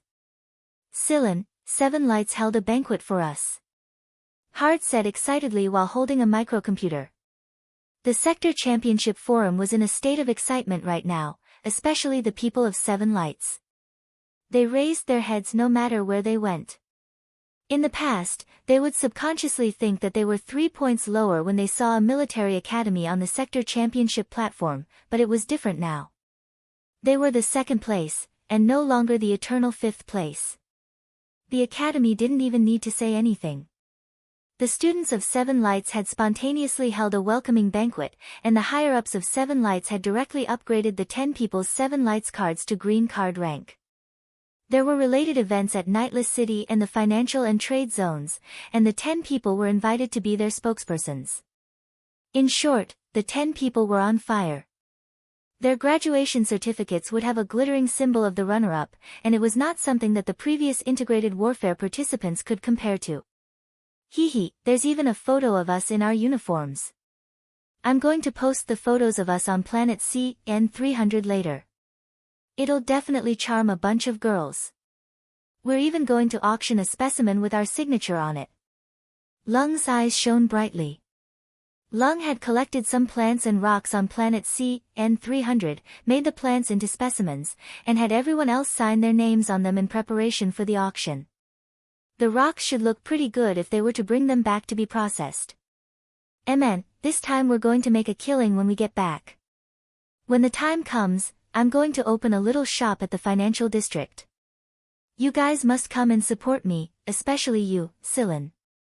You're going to dress up as Shadow X and act as the shop's mascot. Seeing Lung's excited look, Sillin smiled, sure. Not far away, C.I. Jincheng frowned slightly. He couldn't shake the feeling that there was something wrong with Sillin's smile. Moreover, the feeling that Sillin gave him during the integrated warfare this time was a little strange.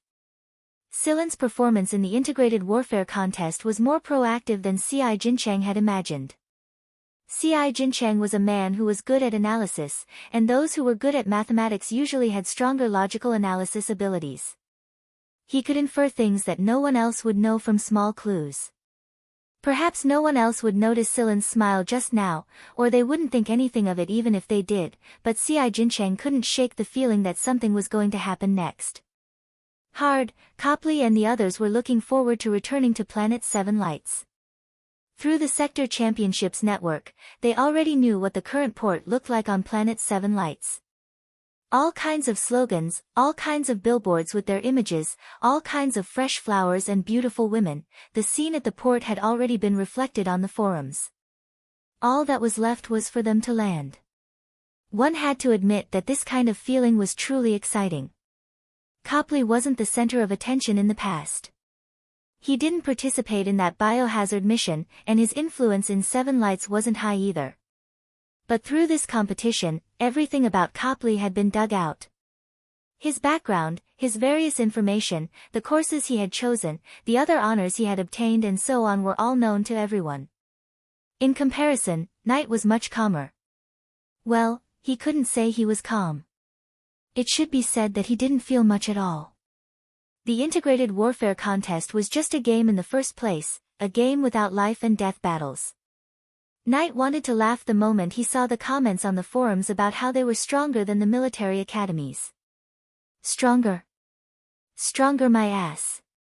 Surd, Copley, Hard and Pride might not even be able to survive in a true life and death battlefield. That was why Knight didn't put this game in his heart at all.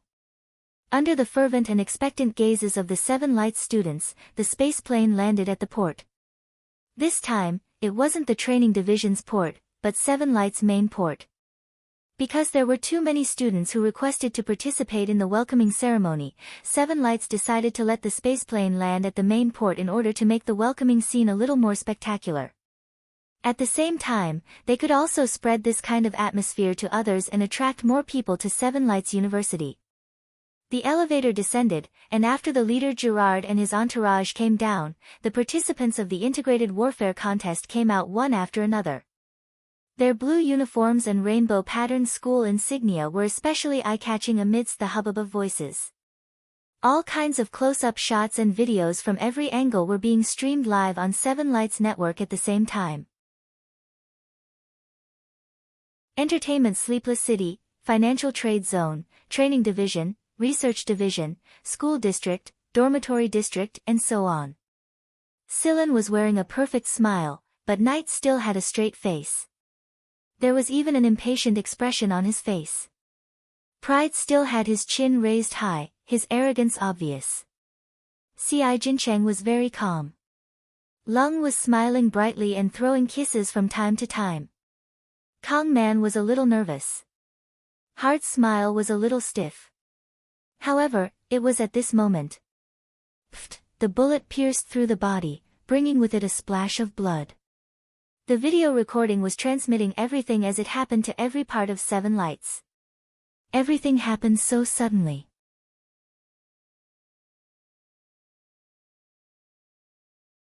Chapter 80. Following Silen's collapse, the students at the port began to scream. The excitement from before was completely gone, replaced by panic as they swarmed out of the port in large numbers. If not for the police department's control, stampedes, flying car collisions and other incidents would have happened one after another. In truth, the school had allowed a lot more people to enter the airport for the sake of publicity, so it was inconvenient for the security team and the training division to move around. However, since there had never been an assassination in public for the past 100 years, they had overlooked it. Gerard and the others were pushed to the side the moment they came down. Because the school had arranged for a ceremonial team to welcome the 10 participating students, Gerard and the others were blocked. That was why Gerard could not determine the attacker's location at first notice. Knight's body was trembling. He felt his throat being squeezed and oppressed. Knight had once been brought by his father to quell a rebellion. Although he did not truly come into contact with that cruel battlefield, he had watched from afar as people were sent flying, collapsed, and splattered with blood. It was just that it was not as painful as it was now. After all, he was not friends with those people, and the ones who had collapsed were his roommates and teammates who drank and carried guns with him. Be it Knight, Gerard, or the other people who were sent down from the military, none of them felt any killing intent at all. No killing intent, no killing intent. It was just a sudden shot. They were truly powerless, and they could not analyze the attacker's location in time. They did not find anything unusual from the surveillance footage sent over from various areas. Without hesitation, Lung took out a drug and injected it into the fallen Silen. He had always carried it with him to save his life in an emergency. The drug would stimulate the patient's life potential to the maximum, allowing the wounded to obtain greater vitality. After the injection, Lung immediately dialed a number.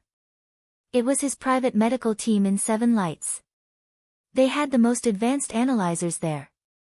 He would not put all his hopes on the people of Seven Lights. Fu Luo and the medical staff who had rushed over immediately performed first aid.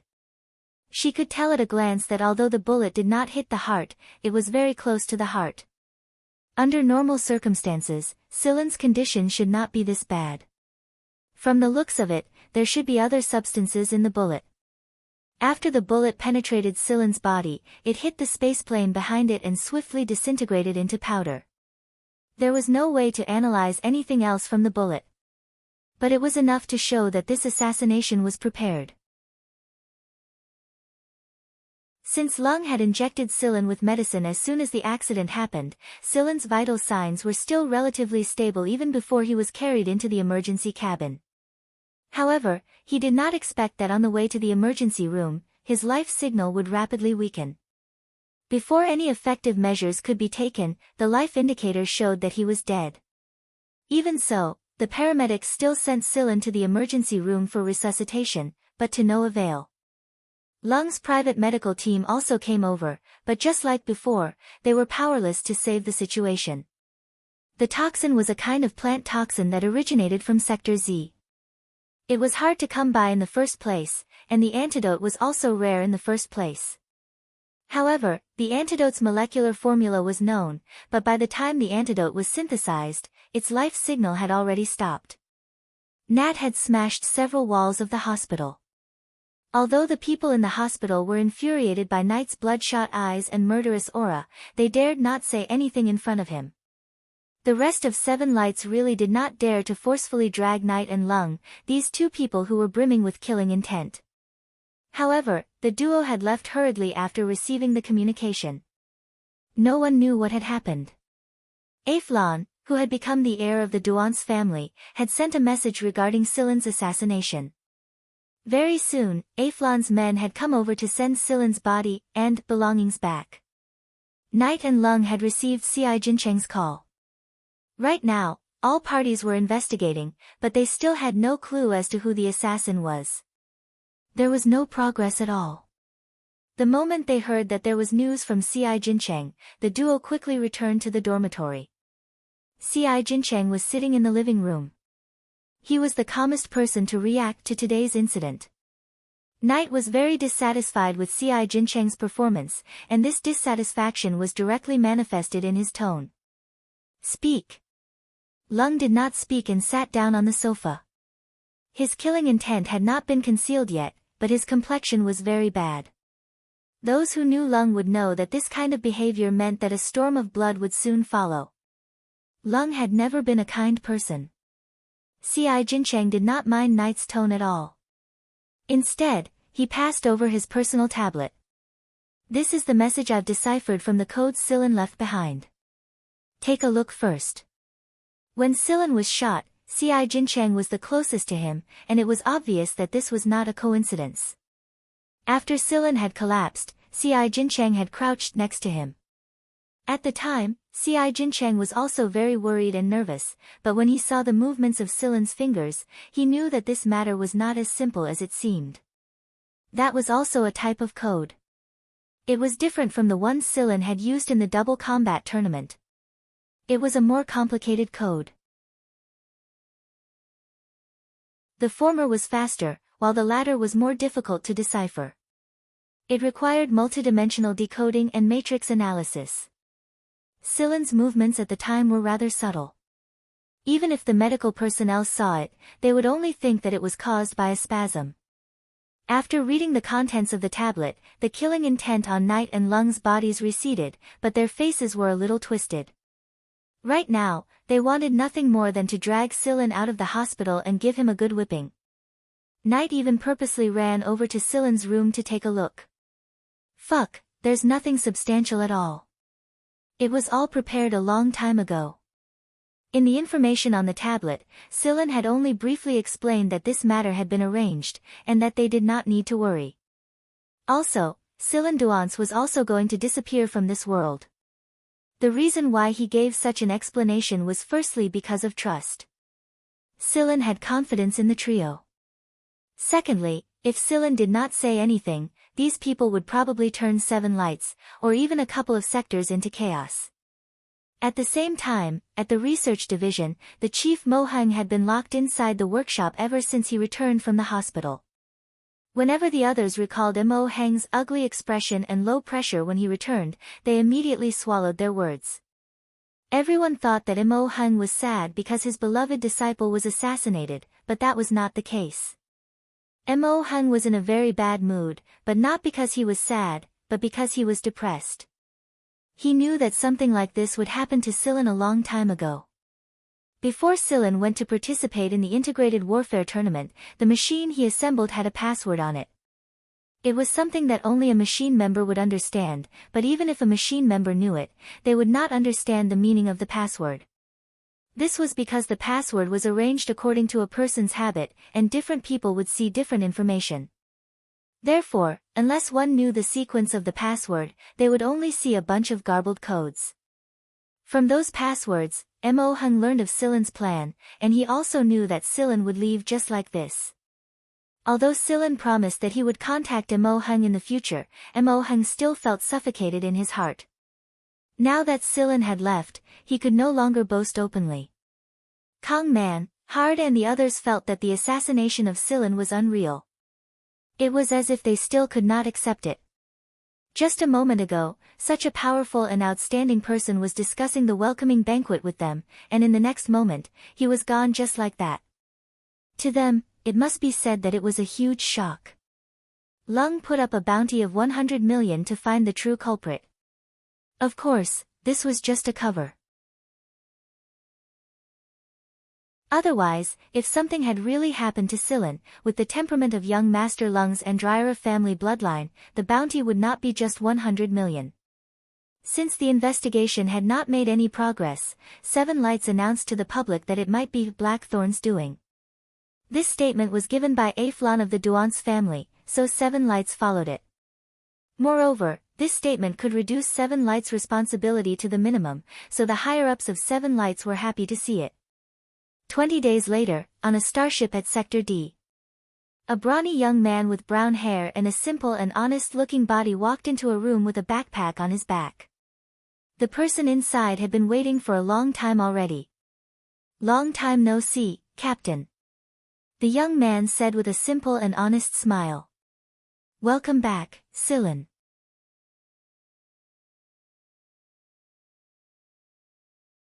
Chapter 81. There was another person in the room other than Shotten. It was a girl who looked to be around 6 or 7 years old. She was sucking on a lollipop and was engrossed in a gunfight game. She ignored Silen's entrance and kept her eyes glued to the screen. "The payment has been received. It looks like Aflon is very satisfied with this matter." Shotten flicked the card in his hand and said. Silen Duance had already disappeared from this world. Not even Aflon would know what Silen looked like right now. Aflon, who had obtained the position of heir, very generously gave out the payment. One portion was Silen's, and the other belonged to the 6th team. The payment this time alone was enough to cover the daily expenses of the 6th division for an entire year. It had been almost a year since Silen accepted the mission. During this time, no one in the 6th division knew of Silen's existence or whereabouts except for a few individuals. It was only when the mission was over that Shotten told Yudi, Carrie, and the others about Silen. This was because they had met Silen for the first time, and they were also part of the Diaz squad. They would continue to get along in the future. Who are you?" The little girl who was playing raised her head to look at Silen after finishing a round. Her big sky-blue eyes were filled with vigilance and curiosity. Silen was also very curious. Shotten had actually brought this little girl with him. Could she be his illegitimate daughter? But it didn't look like it. Shotten smiled and pointed at Silen, introducing him to the little girl. "This is Silen." Then he pointed at the little girl and said to Silen, "This is the new member who joined not long ago, Tang Qiuqiu." Before Silen could be surprised by such a young new member, Tang Qiuqiu cried out, "Impossible. Silen doesn't look like this." Silen pulled over a chair and sat down in front of her. "I am Silen. Do you have any objections?" "You're not. Silen has light gray hair, and his eyes aren't like yours. They don't look alike, and Silen is thinner than you," Tang Qiuqiu said with certainty. "I had plastic surgery." "You're talking nonsense." "I'm not talking nonsense." "You're just talking nonsense." "I'm not spouting nonsense." What about me? What makes you think I'm not Silen?" "Because I was the one who shot him." Tang Kukikiu roared angrily. Silen was shocked and looked at Shotten. Shotten nodded. Silen had always thought that the one who opened fire at 7 Lights Port would be Shotten, because Shotten had said that he would personally take action during their discussion.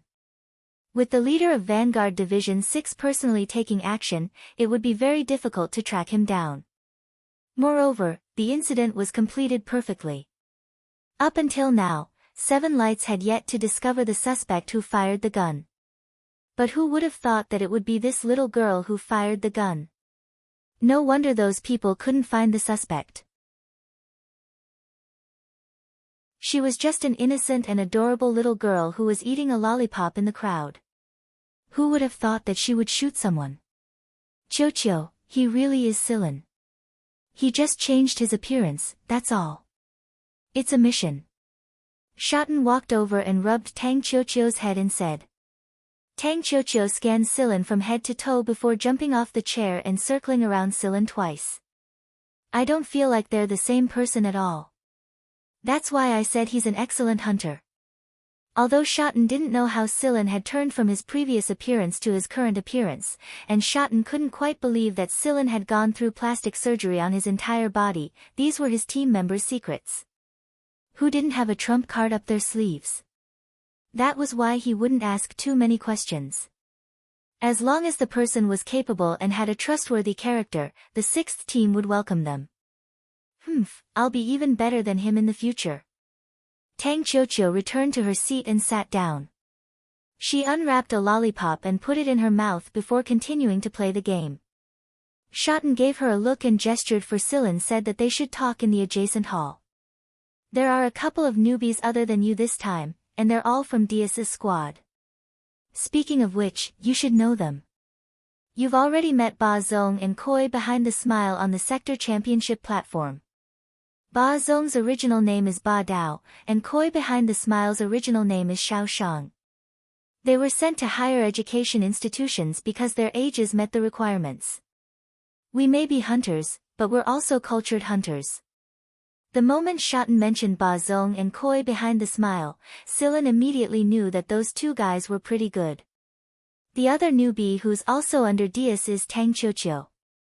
When he mentioned Tang Qiuqiu, Shotten sighed heavily. She's from Sector V. Sector V was one of the more chaotic sectors among the 13 backward sectors. Because it was farther away from the other sectors that were more developed, it was ranked at the back of the 13 backward sectors. It was far worse than Sillin's home sector X.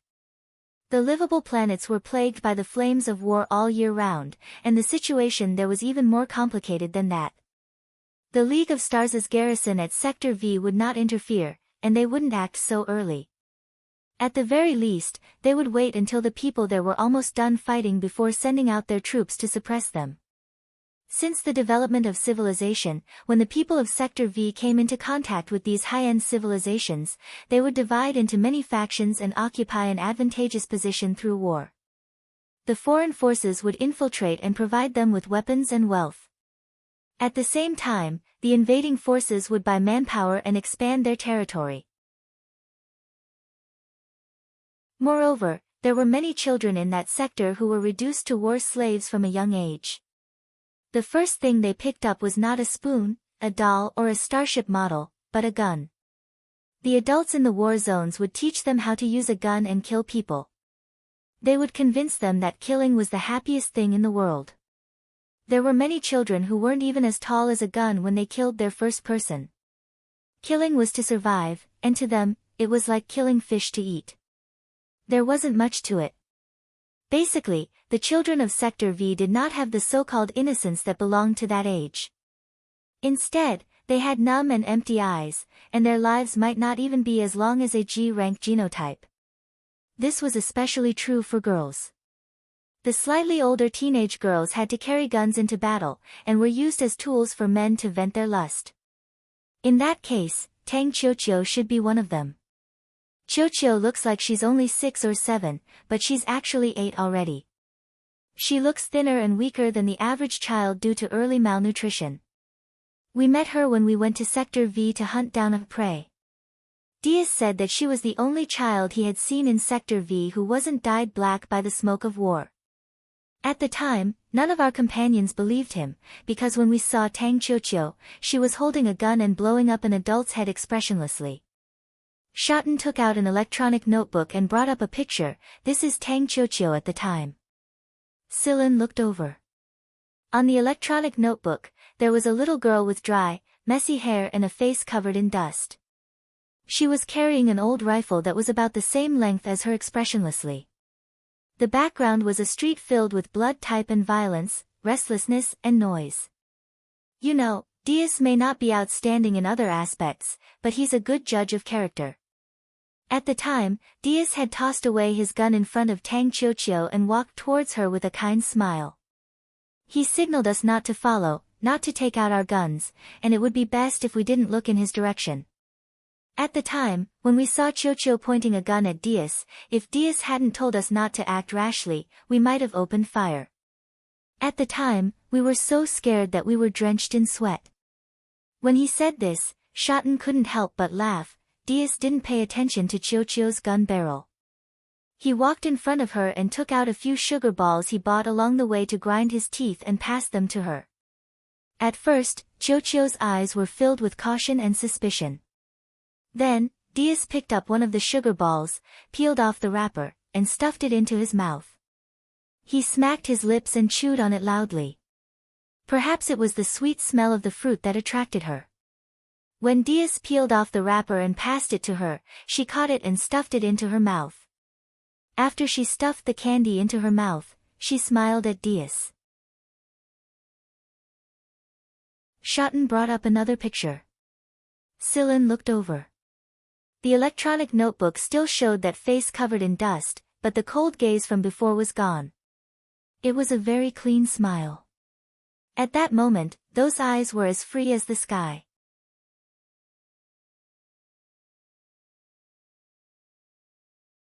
Chapter 82. Diaz had bought Tang Qiuqiu from Sector V. In reality, a war slave of Tang Qiuqiu's age was worth less than 1,000 galactic credits. It could be said to be extremely cheap, and a lot of people from other sectors would buy war slaves from there.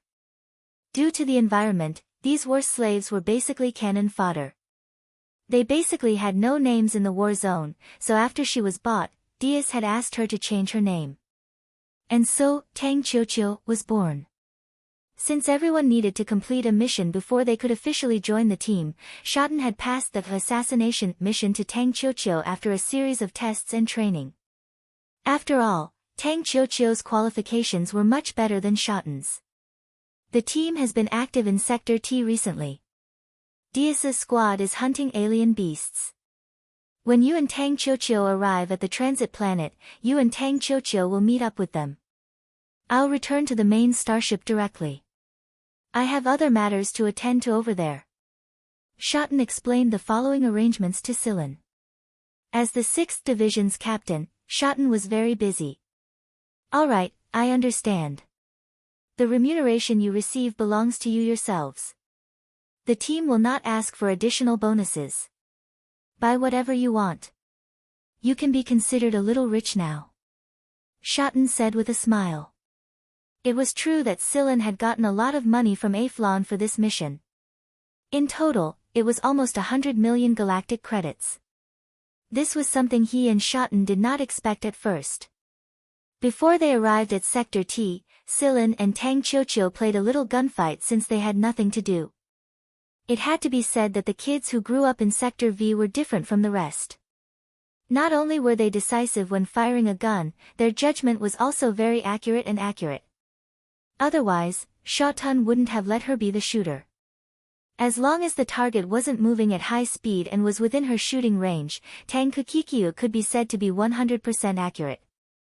After coming into contact with the 6th team, Tang Qiuqiu had met a lot of great shooters. She had been exposed to all kinds of gun models. At the same time, she had learned very quickly. She had mastered almost every type of gun as soon as she got a hold of it. Children at this age had a very strong learning ability. However, she seemed to learn things that she shouldn't have learned very quickly. Fuck. What the hell? Puff, Shotten, who was enjoying his tea, spat out a mouthful of tea. Sillin looked at Shotten speechlessly. This sentence coming from the mouth of an 8-year-old child was too shocking. Moreover, it was a girl. Who taught her this? However, the person who spoke didn't seem to realize it at all. He was still sucking on his lollipop and frowning at the screen. Ahem, Tang Qiuqiu, girls should be more refined. Shotten didn't know what to say. He had no experience in teaching children. Tang Qiuqiu was puzzled. Can't I say this?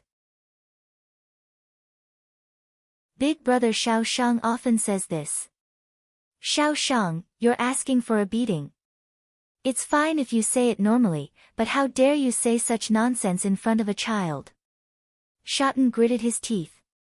Sillin, when you see that bitch Xiao Shang, punish him. Yes sir. Shotten turned around and straightened his face. Tang Qiuqiu, Xiao Shang and the others can say that, but you can't. It's not good for a girl to say that. Tang Qiuqiu frowned. But it feels quite exciting. Exciting my ass. Shotten almost cursed out loud, but he retracted his words in a daze. A single mistake may cause everlasting sorrow. Xiao Shang, your sins have deepened yet again. Diaz's squad loved to act like hooligans the most. As the saying goes, a crooked stick will have a crooked shadow. If even Diaz behaved like that, then there was no need to even mention the rest of the squad. Carrie and Xiao Shang would always spout nonsense whenever they ran into each other. However, Tang Kakikyu chose to stay in Diaz's squad. She refused to go to any other squad at all. Such a beautiful flower wasn't dyed black in the smoke of Sector V, but died in the 6th squad instead. Shoten dared not imagine what kind of person Tang Qiuqiu would become in an environment where hooligan words flew everywhere. Shoten said seriously, "Tang Kakikyu, it's not beautiful for a girl to say such things." However, Tang Qiuqiu's frown grew deeper. Her expression clearly said, "What is beautiful? Why must it be beautiful?" Both Shoten and Silen fell silent. That's right. In Sector V, everything other than life and death were fleeting clouds. Beauty and ugliness were all equal after a single shot. Ahem, Tang Qiuqiu, are you unhappy about losing? Shoten changed the topic and stopped dwelling on that sentence. The next time he saw Xiao Shang, he was definitely going to give that kid a good beating. The moment the topic was brought up, Tang Qiuqiu pouted, "I lost by 1 point."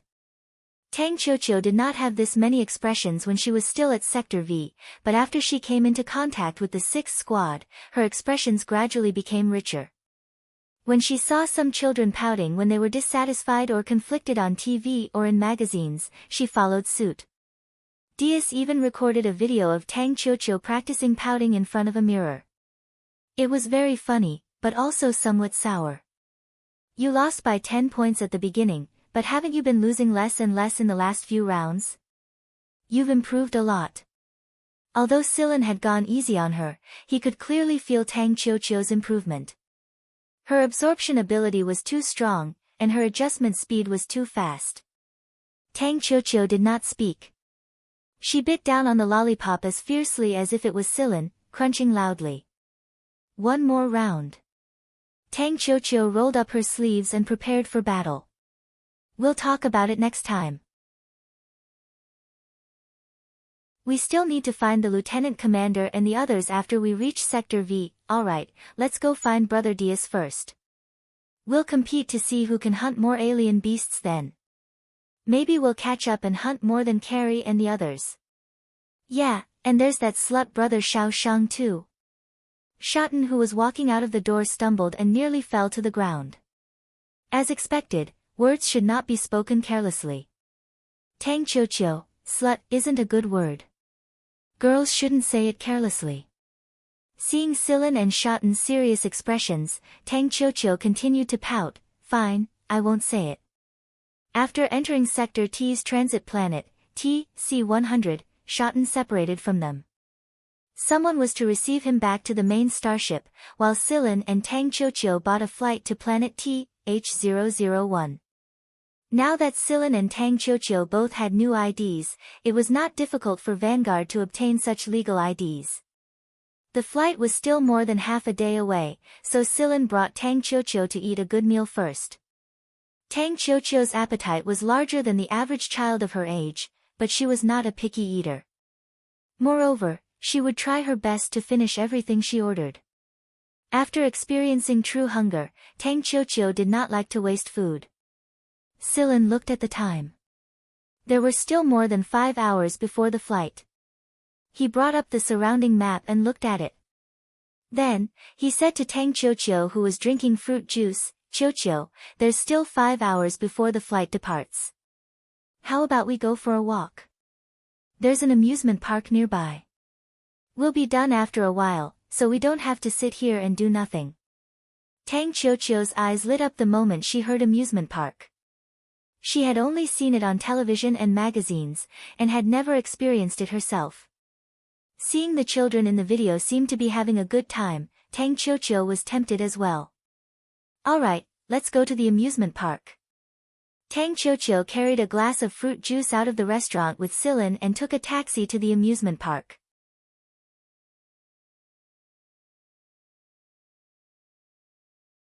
Chapter 83. I want that. Tang Qiuqiu looked excitedly at the variety of candies displayed on the counter. These candies were exquisitely packaged, and the cute boxes were more attractive to children than the candies inside. But, why was she referring to the poop green dinosaur and not the pink bunny dolls beside it? However, this was a vending machine, and there was no human salesperson. If there was, the salesperson would definitely look at Tang Qiuqiu strangely.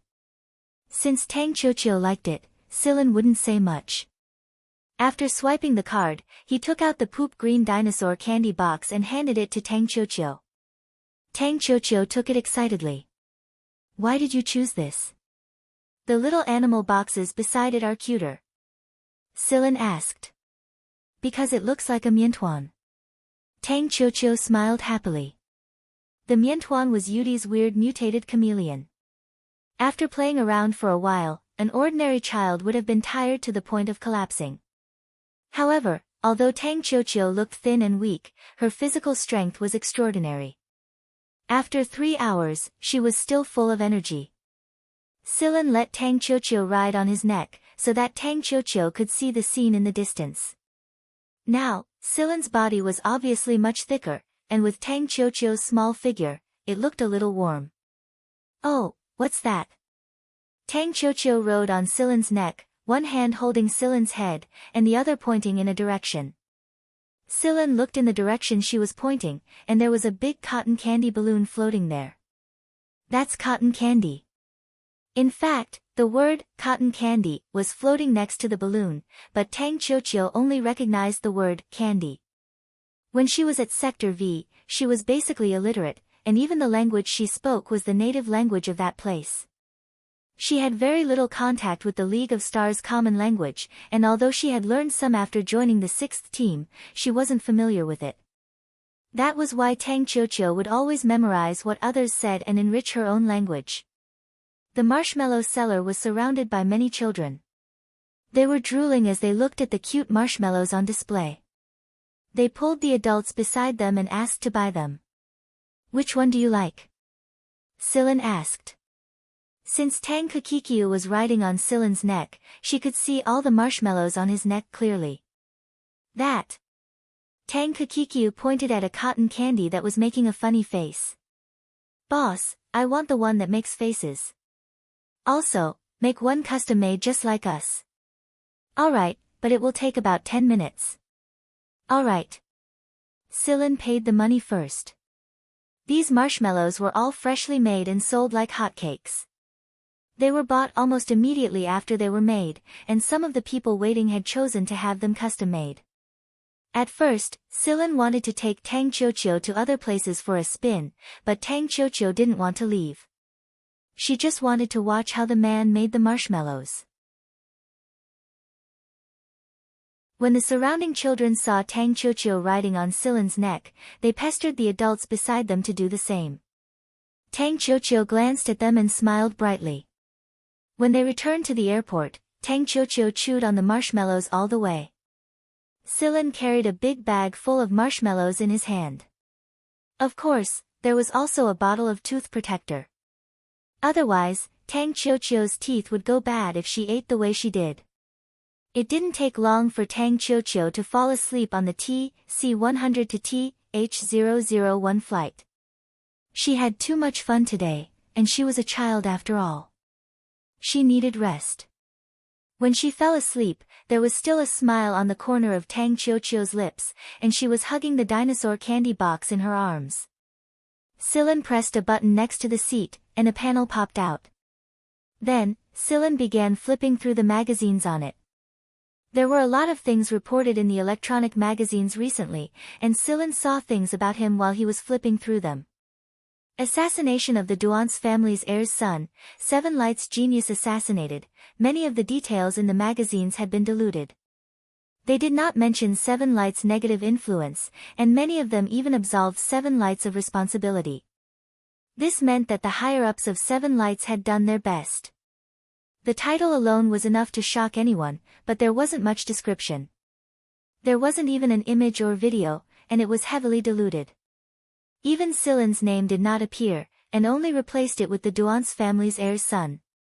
It looked like Aflon had taken care of it himself. This matter was also linked to another matter regarding the Duance family. Aflon had used iron and blood to deal with the people inside the family, and blamed the assassination on them as well. He used the assassination as an excuse to make people think that Aflon was standing on the side of reason.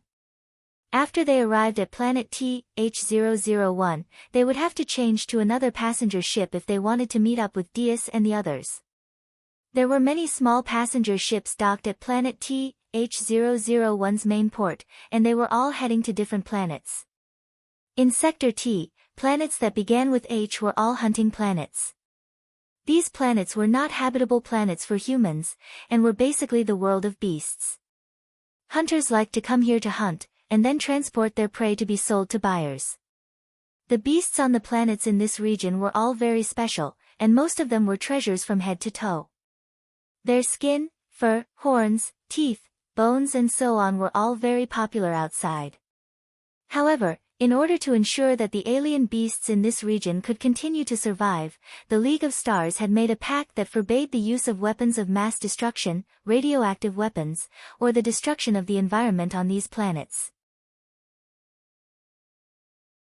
Sometimes, hunters would be fined if they accidentally used some slightly heavier weapons and destroyed a certain mountain or a certain forest. In serious cases, they might even be sent to prison. Diaz's squad's hunting spot was at planet TH-036. When Silan and Tang Qiuqiu arrived there on the passenger starship, they immediately saw the familiar starship docked at the spaceport. The big dagger symbol on the starship was very eye-catching, and it was also a reminder to those rascals that they would have to think twice before trying anything funny. At this time, the squad's starship should only have the staff who stayed behind to guard it, and the core members should have gone hunting on the planet. But coincidentally, a spaceplane flew out of the planet at this time and entered the starship. When Silan and Tang Qiuqiu entered the starship, they saw Carrie commanding the people to unload things from the spaceplane. Qiuqiu, you're back. Carrie walked over. He was going to hug Qiuqiu, but he gave up in the end when he saw the red and blue alien blood on his body. Seeing Carrie looking at him with a puzzled expression, Silan smiled and said, "Long time no see, Carrie." Carrie grew even more puzzled. He was sure that he had never seen this person in front of him before. This person looked stupid. Tang Qiuqiu giggled. It looked like she wasn't the only one who couldn't recognize him. He's Big Brother Silan. The fact that Tang Qiuqiu was able to add the word Big Brother behind Silan's name meant that she had now acknowledged Silan. Previously, she would just call him Silan or not. Silan. Carrie's jaw dropped as he looked around, then he said in realization, "No wonder the vice captain said you've changed a layer of skin."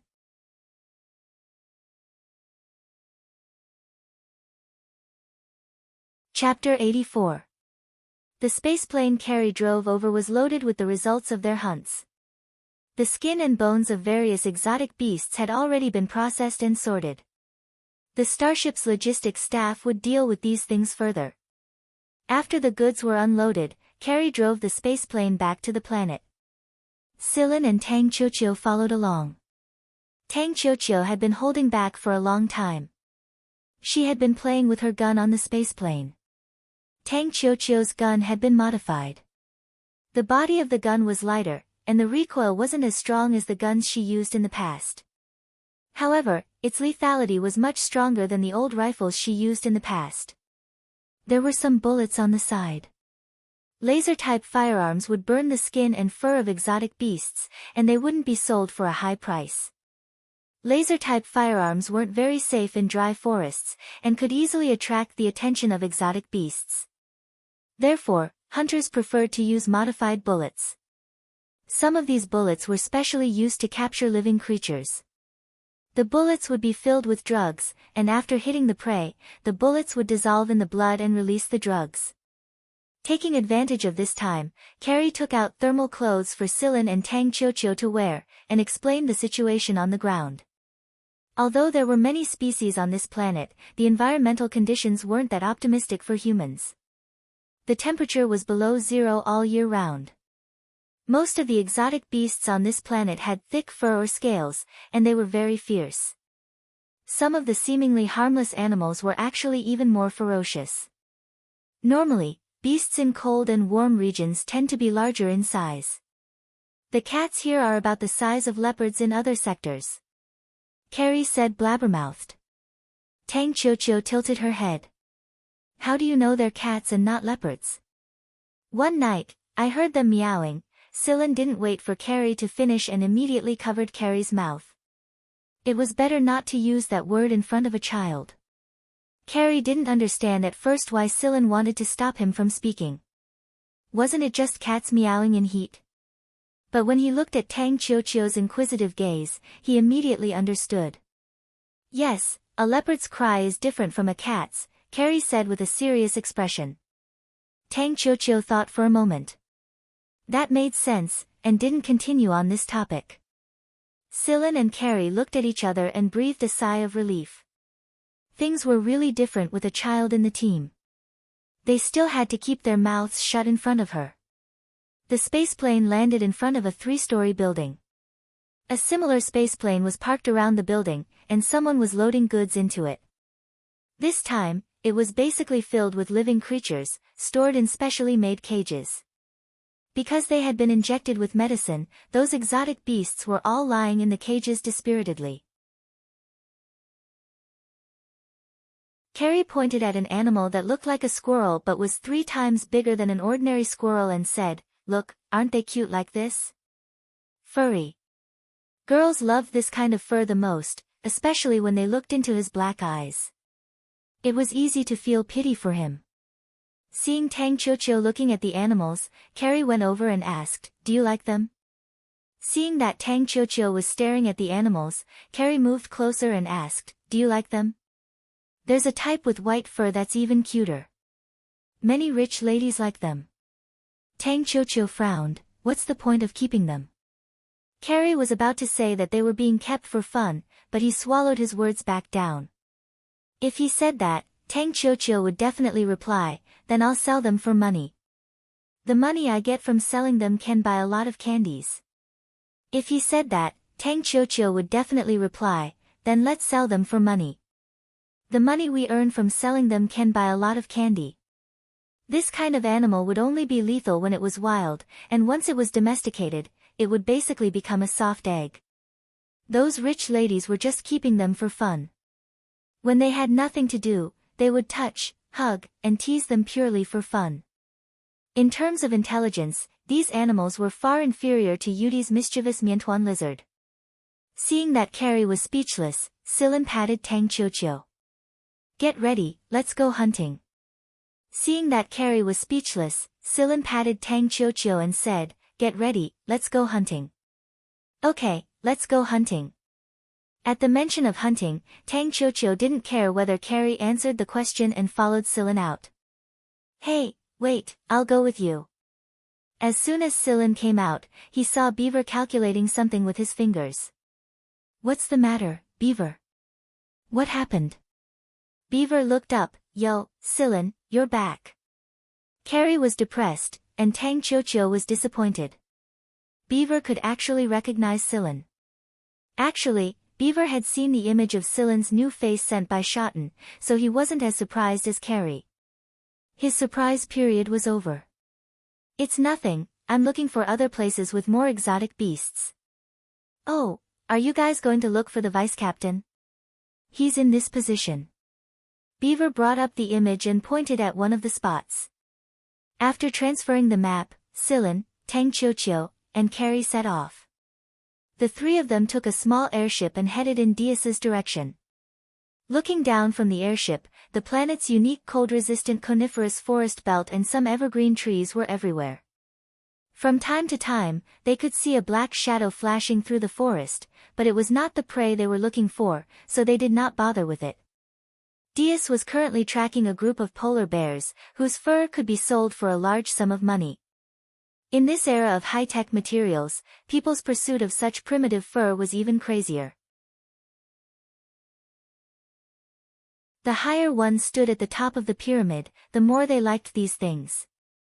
In the eyes of the noblewomen, the rare primitive animal fur was equal to precious jewelry, or even more so. The airship's radar showed the creatures in the surroundings, but Sillin didn't completely rely on the radar. He used his eyes to see and ears to listen. This was his habit. Caw caw caw caw, a flock of birds flew in the forest, their cries a little frightening. From the radar's information, there were only a few kittens and wolves. Carrie didn't care about them, so he didn't care. Hunting them was purely a waste of bullets. Scyllin's ears twitched, and he suddenly said, "Carrie, stop." "What's wrong?" asked Carrie as he slowed down the airship. Scyllin took his backpack and said, "I'll go down and take a look. You guys go meet up with the vice captain first." "Hey, what's so good about those things? This is just the periphery of the forest. There's nothing good." "It's okay. I'll just go take a look. You guys go first." Scyllin took out a hoverboard from the airship's equipment compartment and unfolded it. "I'll catch up with you guys later." After saying that, Scyllin stepped on the hoverboard and flew down the airship. "This kid is really..." Carrie shook his head and sped up the airship and left. "This kid is really..." Licking her lollipop, Tang Chiochio asked, "Where's Brother Scyllin going? Isn't there no good prey over there?" "Who knows? That guy probably had a seizure," Carrie said without thinking. "What's a seizure?" "Carrie," after a pause, Carrie answered cautiously, "It's a kind of cramp."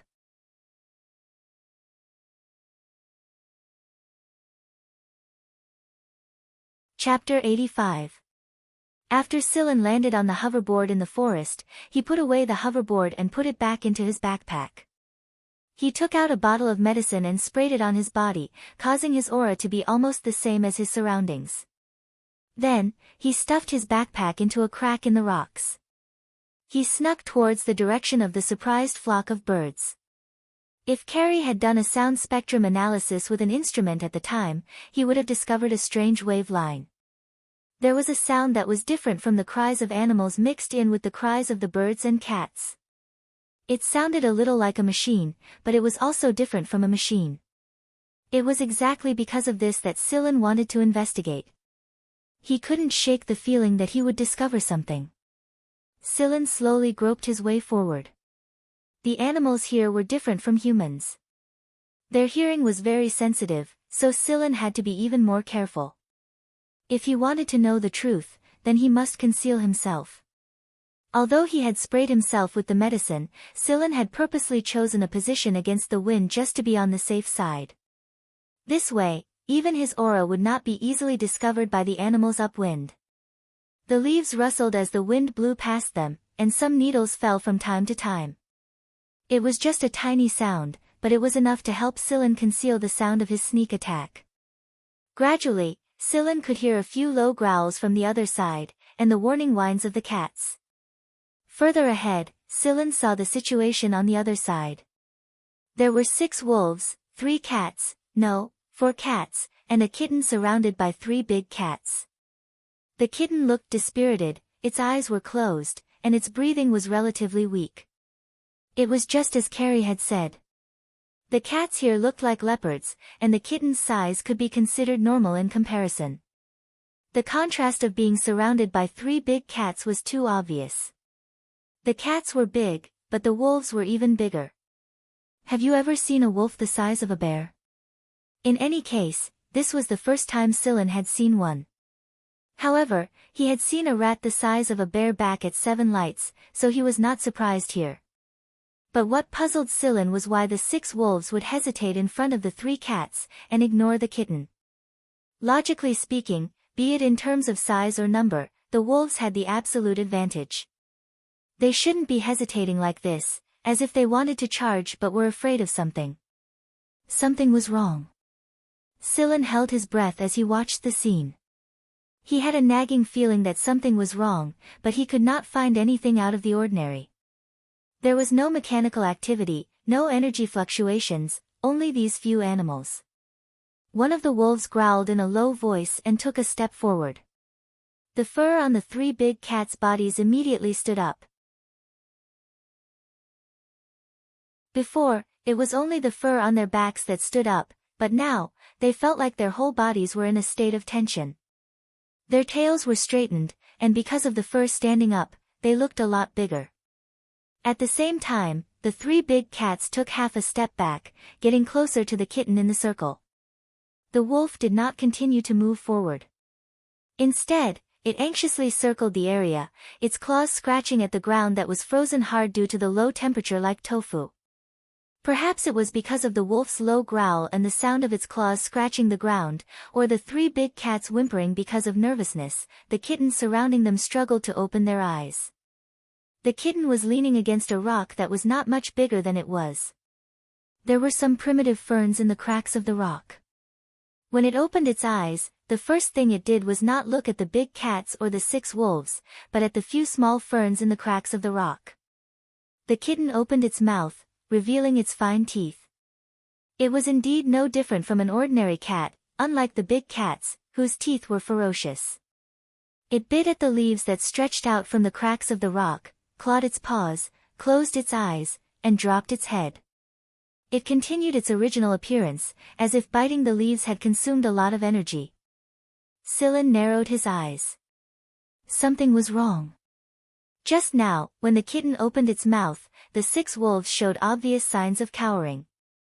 The wolf in the front even retreated to stand with its companions, as if that was the only way it could regain some courage and peace of mind. Previously, he thought that the 3 big cats had surrounded the kitten to protect it, but the truth was that the 3 big cats were afraid. Since they were so close to the kitten, what the 6 wolves were really afraid of was not the 3 big cats, but the sickly kitten lying there, right? Scylla continued to observe for a while, but there was still no progress on the other side. It could not go on like this. In order to verify the speculation in his heart, Scylla turned his hand, took out a needle, and shot it at one of the wolves. The conflict had to be intensified in order to better resolve this conflict. While they were confronting each other, the wolf that was shot in the butt suddenly jumped up and howled. It wasn't because of pain, but because of fear. The wolf's fur was very thick, and Scylla's needle did not penetrate much of it. However, the highly nervous wolf reflexively jumped a step forward when it felt the pain on its butt. The other wolves behind it seemed to have received the encouragement and jumped forward as well. When the 3 big cats saw that they had actually rushed forward, they also decided to fight to the death. The situation instantly became chaotic. And because of this, Scylla saw a shocking scene.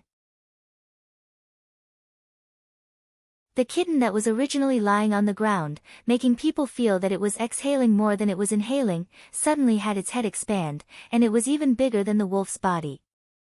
The originally gray fur contracted and changed, and its skin revealed a metallic luster. At this moment, it did not look like an animal at all, but more like a mechanical body.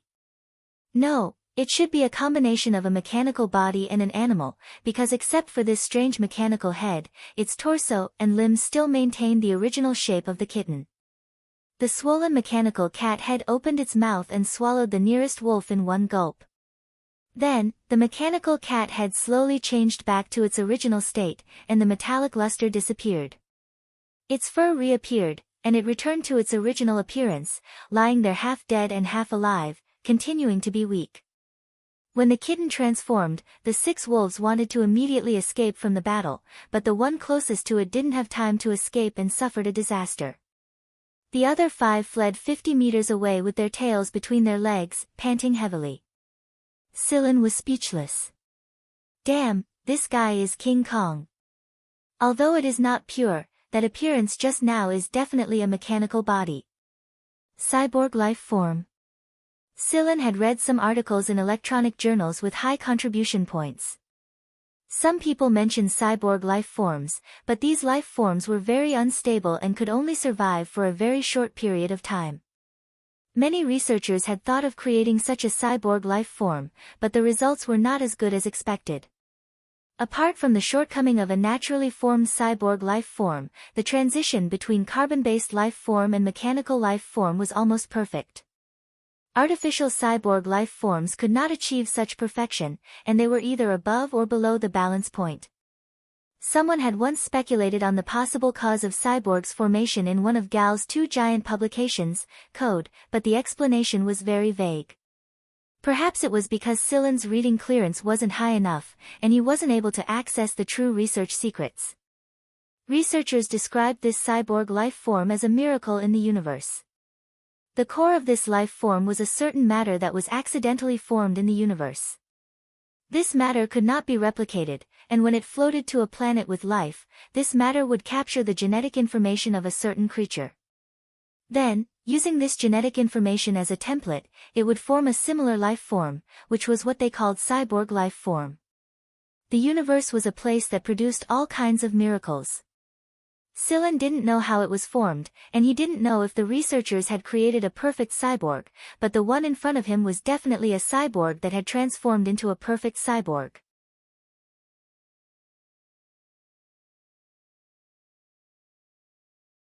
Chapter 86. Now, it had returned to what Silen had seen at the beginning, except that there was one less wolf. The kitten was still lying there dispiritedly, its tail barely moving. However, Celine did not dare to underestimate this fellow now. He was not confident that he could win against a half-living creature that could swallow a wolf in one gulp. But was this semi-living cat really sick, or was it just pretending to be sick? If it was really sick, the speed at which it swallowed the wolf was simply lightning fast. If it were not for Silen's good eyesight, which allowed him to capture such a fast movement and some of the details, the scene just now would have looked like a gray shadow flashing and the wolf disappeared. If it was pretending to be sick, it really did look sick and extremely dispirited. If it was in good spirits, these wolves would probably be buried in its stomach. In order to figure out the cat's situation, Silen decided to wait and see. Knowing that the cat was a semi-living creature, Silen did not dare to act rashly. But reality did not go as Silen wished. The kitten, who was lying down dispiritedly, suddenly raised its head and opened its eyes. Unlike its previous confused look, its eyes were wide open, and its pupils had shrunk into a long and narrow line. And the place it was looking at was the direction where Silen was. It seemed to be very excited. This time, it was not just its head, but its whole body began to change, distort, and transform. But it was only in the process of transformation, and it could not be fixed. Its fur and metal luster alternated between mechanical changes, and its body size was sometimes small and sometimes big. It was extremely strange. Seeing the semi-mechanical cat stand up with its trembling limbs, but it could not take a step, Silen now believed that this guy was indeed weak. Perhaps it was as the researchers said, naturally formed semi-mechanical life forms could not have a long life. They were not stable enough, and this cat was very obvious. It could smoothly transform between mechanical and carbon-based life forms, but now it could not stabilize even one of them. Previously, this cat had maintained its carbon-based life form because its carbon-based body consumed less energy and lasted longer than a mechanical body. As soon as they saw the cat in such a state, the remaining 5 wolves immediately ran away. The strange cat gave them a very dangerous feeling. In addition to the 5 wolves, the 3 big cats also retreated while trembling. After seeing the wolves leave, they also ran away, leaving the cat that could change its shape without a fixed shape alone. Silen did not move. In that instant, he suddenly had a very familiar feeling. The AI chip in his body was excited again. At the same time, he felt that something was about to break out of the cocoon. Silen looked at the leaf pattern on Jenya's finger. There was something moving restlessly inside. It was that white ball. The cyborg cat stared straight at Silen, who was 100 meters away. It lifted its leg with difficulty, and its body swayed. After stabilizing itself, it continued to move in Silen's direction. With every step the cyborg cat took, Silen could feel that the white ball's restlessness became more intense. Surprisingly, the more the cyborg cat moved, the more energetic it seemed. Silen could just pull out his gun and shoot it, but his intuition told him not to. If he did, he would definitely be the one to die. Like 2 magnets attracting each other, Silen's left hand was already raised uncontrollably. There was a domineering force on his left thumb that was pulling him in that direction. Silen gritted his teeth and stabilized his body, but the force was too strong. Silen's feet scraped against the ground as he was pulled in that direction. As if dissatisfied with this state, the leaf pattern on Silen's left thumb began to twist in a spiral, forcibly tearing this subspace apart. The white ball flew out from inside, flew directly toward the cyborg cat, and then disappeared into its body. There was no dazzling white light, nor was there a loud explosion. There was only the cyborg cat lying there, transforming. However, Silen knew that this was not all. Because of the chip, he felt that something was wrong. The electromagnetic waves and charged particles around him were all changing. At the same time, all the communication equipment on planet TH-036 was cut off. All the power transmission networks were also paralyzed. Even the solar panels could not be used. Diaz was planning a strategy to hunt the polar bears, but he found that his communicator had suddenly lost signal. Strangely, the polar bears that were roaring arrogantly on the hillside earlier were now lying on the ground, trembling. Diaz and the others also felt a little uncomfortable. It was as if their minds were being disturbed by invisible sound waves. However, all the instruments could not be used, so there was no way to find out the reason. The satellites and aircrafts outside planet TH-036 were also affected to some extent. The satellites could not send signals or monitor the ground, and the magnetic and ray analysis instruments could not be used. They could not contact the ground or other planets. Before this, no high-energy particles, rays, or magnetic field abnormalities had been detected at all. Some people said that it might be a stellar flare, but planet TH-036 was relatively far from the star it was orbiting. Otherwise, the temperature would not be so low. There were many planets closer to planet TH-036, but they had never heard of such a thing happening. Of course, it was also possible that the same thing was happening now, but the communication was disrupted before they could say anything about it. No matter what, at this stage, they had to analyze how long this abnormality would last. Only then could they come up with countermeasures. However, without some of the analysis instruments, it was not very possible to get an answer in a short period of time. In the forest on the ground, Silen looked at the cyborg that was still lying on the ground, unable to stabilize. He did not go closer to take a look. He did not have the confidence to block a blow from such a powerful life form, even if he was in a solidified state. After about an hour, the cyborg cat's form gradually stabilized. It was still a small cat, but it looked full of energy. Unlike the previous dispirited state, its gray fur was also bright, reflecting light under the natural light. When the cyborg cat stabilized, the communication equipment on the planet also recovered and began to operate normally. The cat looked up at Silen. There was no malice in its eyes, but Silen would not let his guard down because of this. He maintained a state of vigilance.